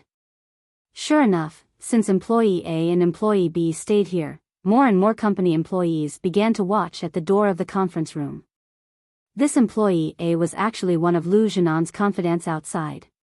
His task was to persuade the company's employees to come and watch because Lu Zhenan wanted this effect. He wanted everyone in the company to come here as witnesses. When the time came, some words would not be appropriate from his own mouth, but if these people were to say it, it would naturally be much more convincing. Chapter 1565. Lu Jianan looked at the message on his phone. It was sent by his trusted employee A. He told him that there were enough onlookers at the door of the conference room. They could proceed with the next step of the plan. Lu Jianan nodded to Lu Xiaolei beside him, indicating that he could start. Vice President Lu, what do you mean? I have already found a suitable kidney source. Why are you going back on your word? Lu Xiaolei was still very normal just now, but suddenly, he roared again, just like a furious tiger. Comrade Lu Xiaolei, don't be so agitated. Lu Jianan was not angry. He said gently, the situation you're talking about is illegal. We can't agree. Illegal? What illegal? The person who donated the kidney said that he only wants 500,000. As long as he is given 500,000, he will give the kidney to my father. Vice President Lu, since you can spend tens of thousands every day to pay my father's medical fees, why can't you even take out 500,000? Lu Xiaolei said angrily. It's not that we can't take it out. It's a completely different matter. Lu Jianan explained with some difficulty, we are a legitimate company, and the sale of kidney sources is illegal. How can we do this kind of thing? Captain Lu Xiaolei, you should be patient and wait quietly for a legal kidney source. Once it is available, we will arrange for your father's surgery immediately. Wait? Wait for what? If we wait like this, who knows how long we will have to wait? When the time comes, whether my father can survive or not is another matter. Lu Xiaolei said excitedly, since you said that it is illegal and you are not willing to do it, then give me 500,000. I will take full responsibility for this matter. What happens in the future has nothing to do with the company. It is all my personal behavior. How about this? This. Lu Jianan pretended to ponder, thought for a while, and then said, I'm afraid this won't work. Since I already know about this matter, I can't pretend that I don't know anything. If I give you money, it will mean that you are doing illegal things. This won't work. Even if my grandfather knows, he won't support it. Ha, good. Vice President Lu, now you know to use Chairman Old Master Lu to pressure me? Previously, you pretended to be kind and righteous, but now you can't do it again. I think you are forcing me into a dead end. Lu Xiaolei laughed angrily. Lu Xiaolei, don't be agitated. Lu Jianan laughed secretly. Lu Xiaolei is really a genius at acting. Agitated? If the person lying in the hospital was your father, would you be agitated? Lu Xiaolei slammed the table and roared, today, we only have one word. Are you going to give me the 500,000 yuan or not? This. I can't do it. Lu Jianan finally shook his head. Nothing can be accomplished without rules. The company has its own considerations. I hope you can understand. I understand. Lu Xiaolei said okay 3 times at once, and then suddenly rushed out of the door. The people at the door of the conference room were shocked, but before they could react, Lu Xiaolei had already disappeared. Lu Jianan walked out with a gloomy and helpless expression. He looked at Lu Xiaolei's back and sighed with a complicated expression. He raised his head and looked at the people at the door of the conference room. What are you doing here instead of working? Ah, President Lu, we are going to work now. Employee A said first and left with everyone. However, on the way out, Employee A whispered, in my opinion, this Lu Xiaolei really doesn't know how to appreciate favors. Does he think that the company is his? That he can do whatever he wants? Using 500,000 to buy a kidney in the black market, only he can think of it. This matter was said openly. How can Vice President Lu agree? If this matter is known by others, they will definitely attack Vice President Lu and our company. What you said makes sense. After Employee A said this, the others also agreed with him.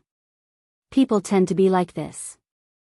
When they are ambiguous and have doubts, as long as someone stands up and says a word, these people will immediately turn around and feel that this person is right.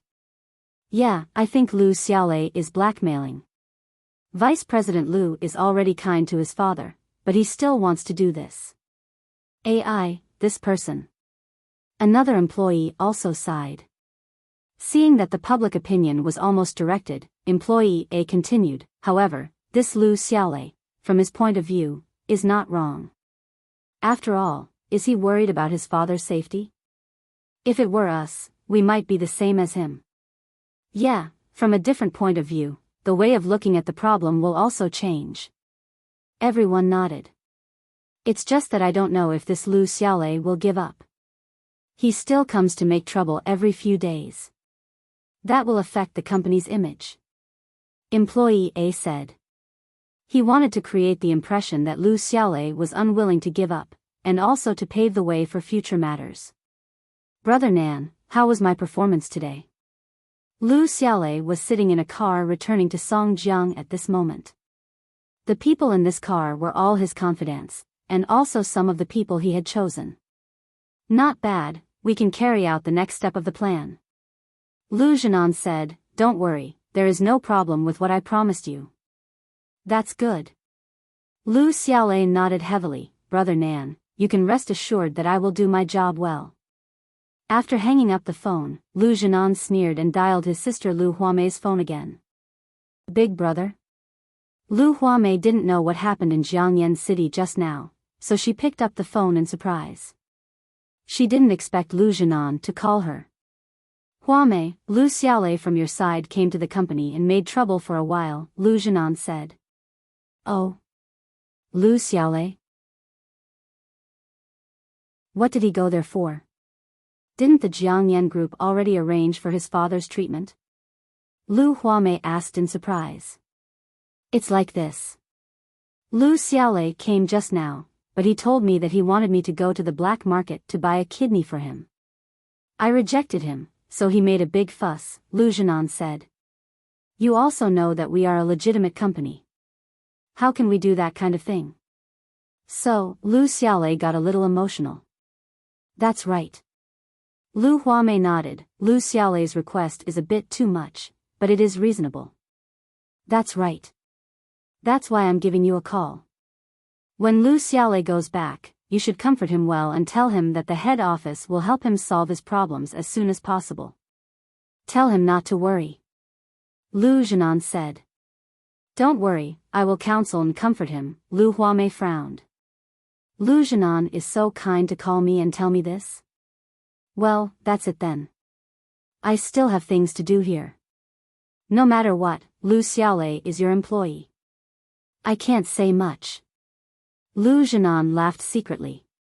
This time, I have already told you the matter in advance. If there is another problem, then it has nothing to do with me. It is your problem. Sister, don't blame me for not warning you in advance when the time comes. Okay, then I'll talk to him when he comes back, Lu Huamei responded. Lu Huamei hung up the phone and frowned even more. What does Lu Zhenan mean? Is he really worried about Lu Xiaolei, so he called me? However, Lu Huamei couldn't think of any other schemes this Lu Zhenan had. She could only assume that Lu Zhenan was afraid that Lu Xiaolei would continue to go to the head office and cause trouble for him, so he wanted her to comfort him. Other than that, Lu Huamei couldn't think of anything else. Brother Nan, that little bitch Lu Huamei didn't think too much, right? Lu Jifei waited for Lu Zhenan to finish the call and asked. No, no matter how smart she is, she will never think of our plan. Lu Zhenan sneered, when the time comes, she will make such a big mistake. Humph, even the old man will be disappointed in her. That's natural. Lu Jifei said this, but he was thinking that he could also mess with Jing Xiaolu and Yang Ming this time. When the time comes, none of them will be able to escape. Lu Zhenan was very clear about Lu Jifei's thoughts, but he didn't say anything. After all, he could avenge Lu Jifei without affecting the overall situation. Why not?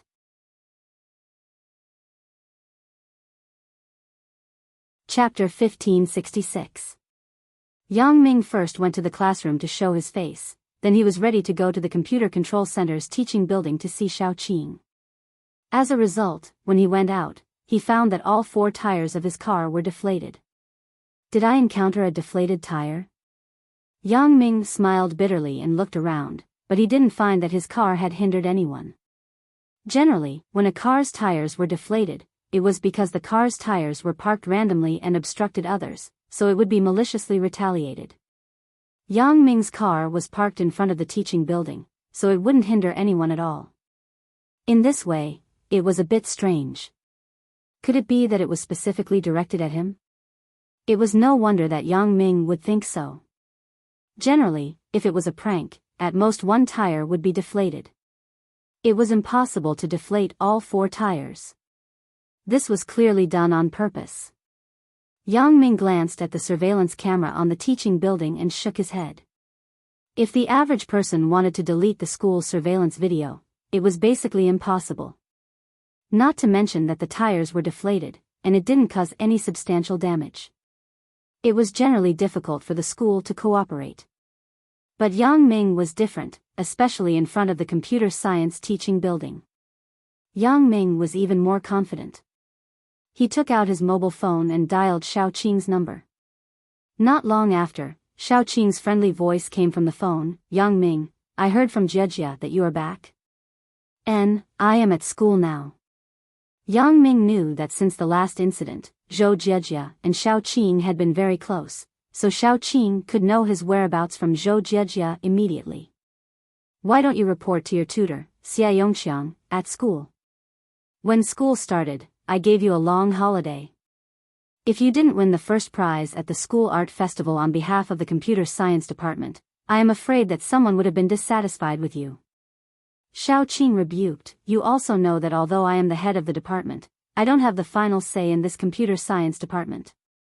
Everyone knows that you are my godbrother. You haven't come to class for so long.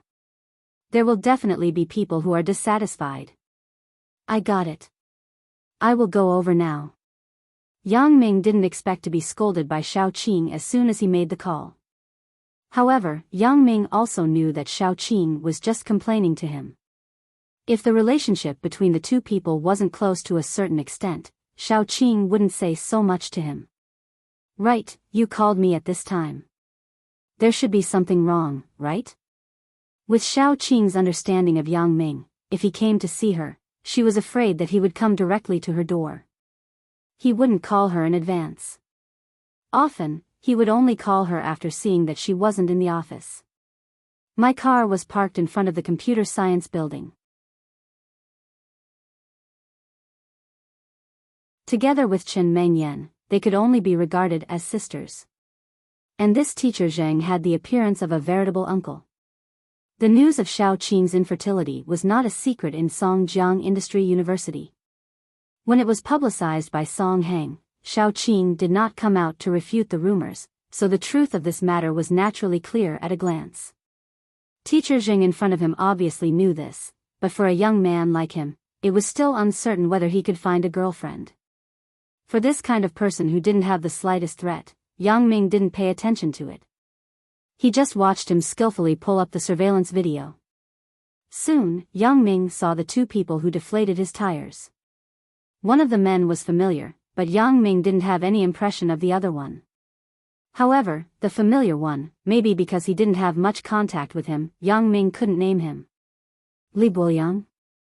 How can he do this kind of thing? Teacher Zheng looked at the person on the screen and suddenly exclaimed, how is this possible? Li Buoyang? Yang Ming frowned. He was still a little familiar with this name, but he didn't know what this person did. Li Buoyang is the president of the Computer Association of our computer science department. Teacher Zheng probably wanted to please Yang Ming, so he naturally said whatever he wanted. He didn't hide it. Maybe he hoped that Yang Ming would put in a good word for him in front of Xiaoqing. It turned out to be him. After Teacher Zheng's reminder, Yang Ming remembered Li Buoyang. Previously, Yang Ming and Zhou Jiejia met this person in school. He lobbied them to join the Computer Association and boasted that he knew the #1 hacker. I love little Ming, of course, after Yang Ming knew that I love little Ming was Zhou Jiejia, he didn't have a good impression of this Li Buoyang. If it was him, it would be a bit strange. Is it because of Zhou Jiejia? However, there was no interaction after lobbying there. I didn't even hear Zhou Jiejia say that someone was pursuing her. It's strange. Why did he want to deflate your tires? Teacher Zhang was also very puzzled about Li Buoyang's motive. The surveillance video wasn't very clear. It was shot from top to bottom. Yang Ming couldn't see the mouth shape of their conversation, so he planned to copy it back and enlarge it to analyze it carefully. Teacher Zhang, I will copy this surveillance video back. Is there any problem? No problem. What's the problem? Teacher Zhang agreed.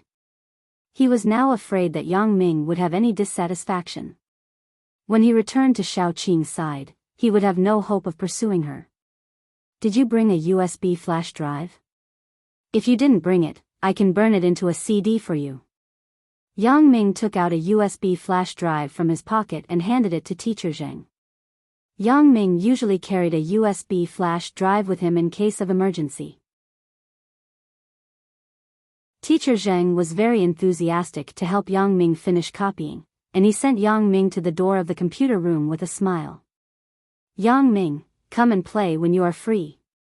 Yang Ming nodded and quickly left the computer room. He couldn't stand Teacher Zhang's enthusiasm, which made Yang Ming have a very strange feeling. His woman was coveted by others, but he couldn't say it.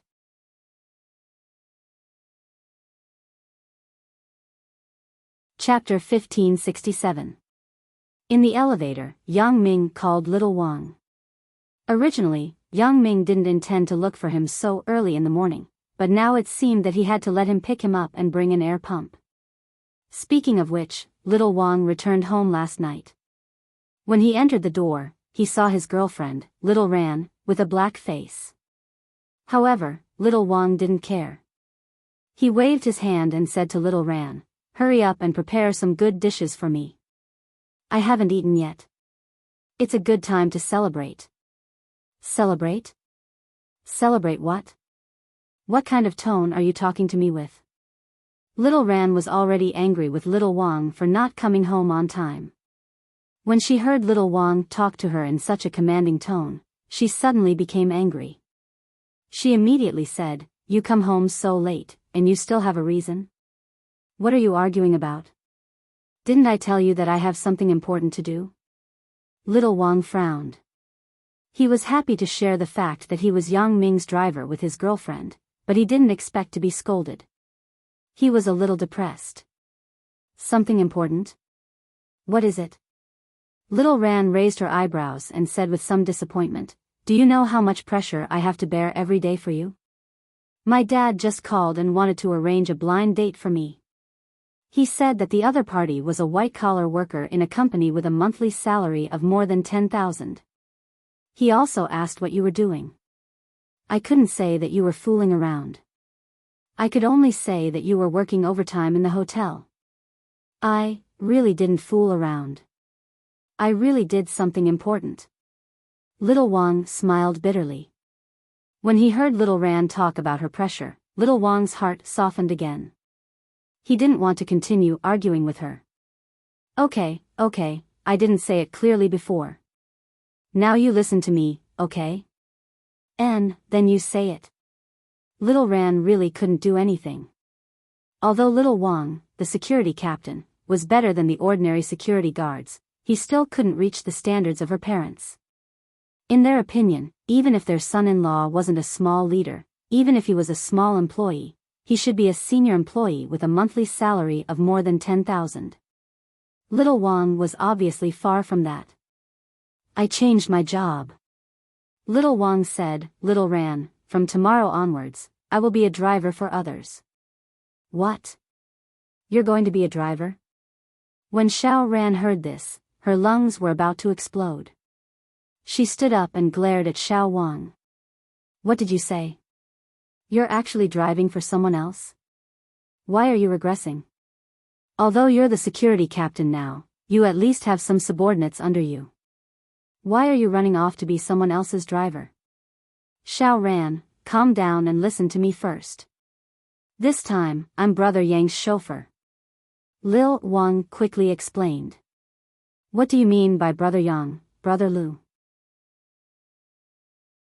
Why did you choose to be a chauffeur instead of a security captain? Did you make a mistake? Or did he offend the hotel's leader? Otherwise, why would I arrange for you to drive there? Xiao Ran subconsciously thought that Xiao Wang had made a mistake and was tricked. Brother Yang is the leader. Little Wang said anxiously, what mistake did I make? I was too outstanding.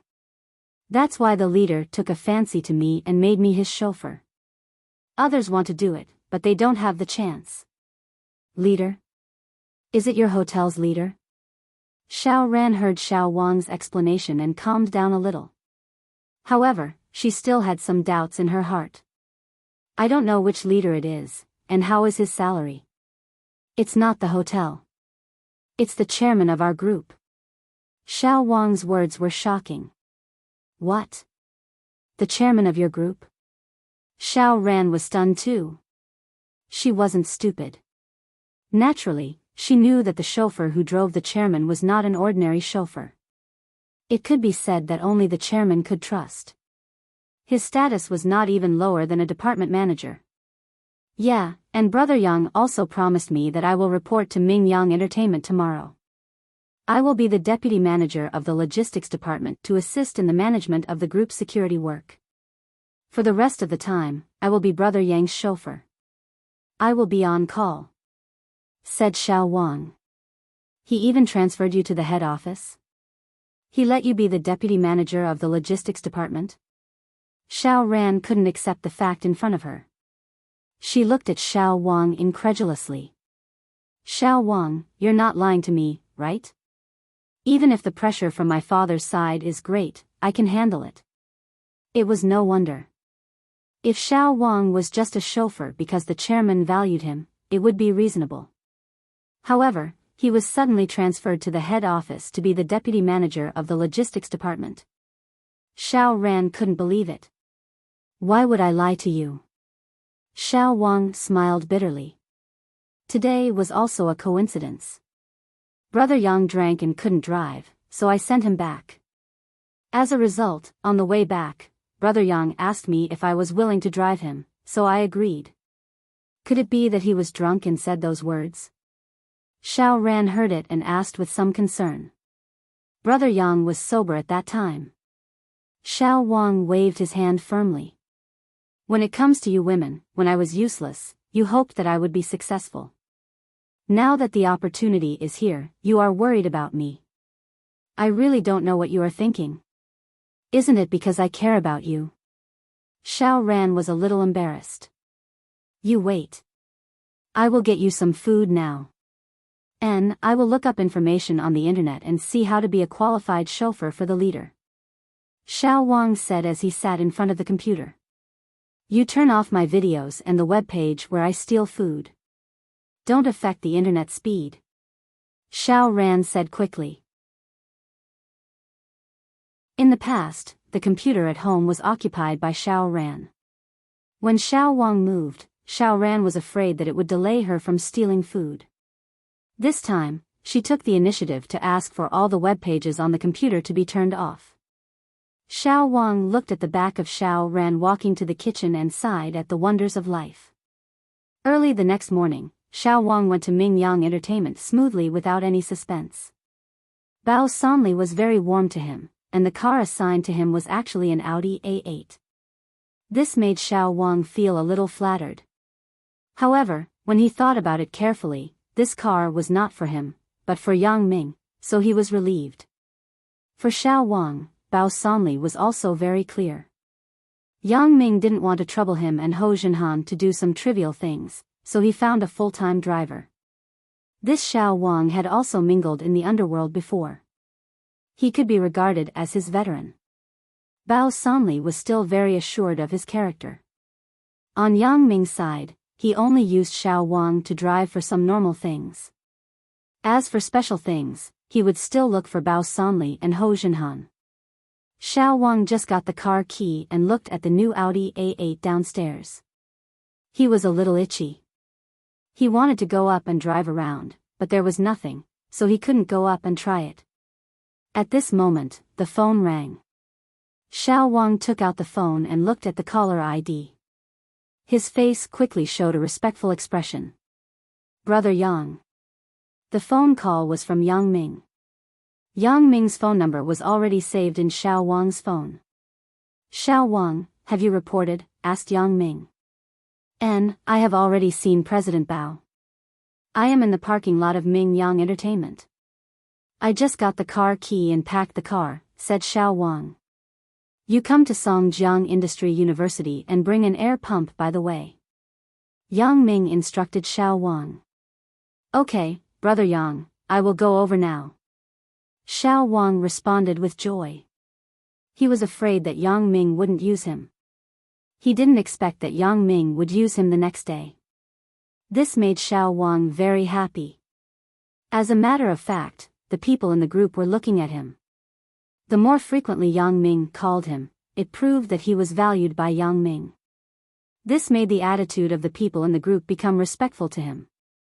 After you come over, wait for my call at the door. Yang Ming said. Don't worry, Brother Yang. Xiao Wang hung up the phone excitedly and quickly ran in the direction of the garage. As he ran, he shouted to the group's team captain, Xiao Liao, prepare an air pump for me. Hurry up. The team was also under the management of the logistics department. This Xiao Liao was naturally under Xiao Wang. However, Xiao Liao was a little unhappy that Xiao Wang was not older than him, so he became his leader. You're tuning into the Romantic Tales YouTube channel. Don't forget to subscribe and join us on this journey to catch the most captivating stories.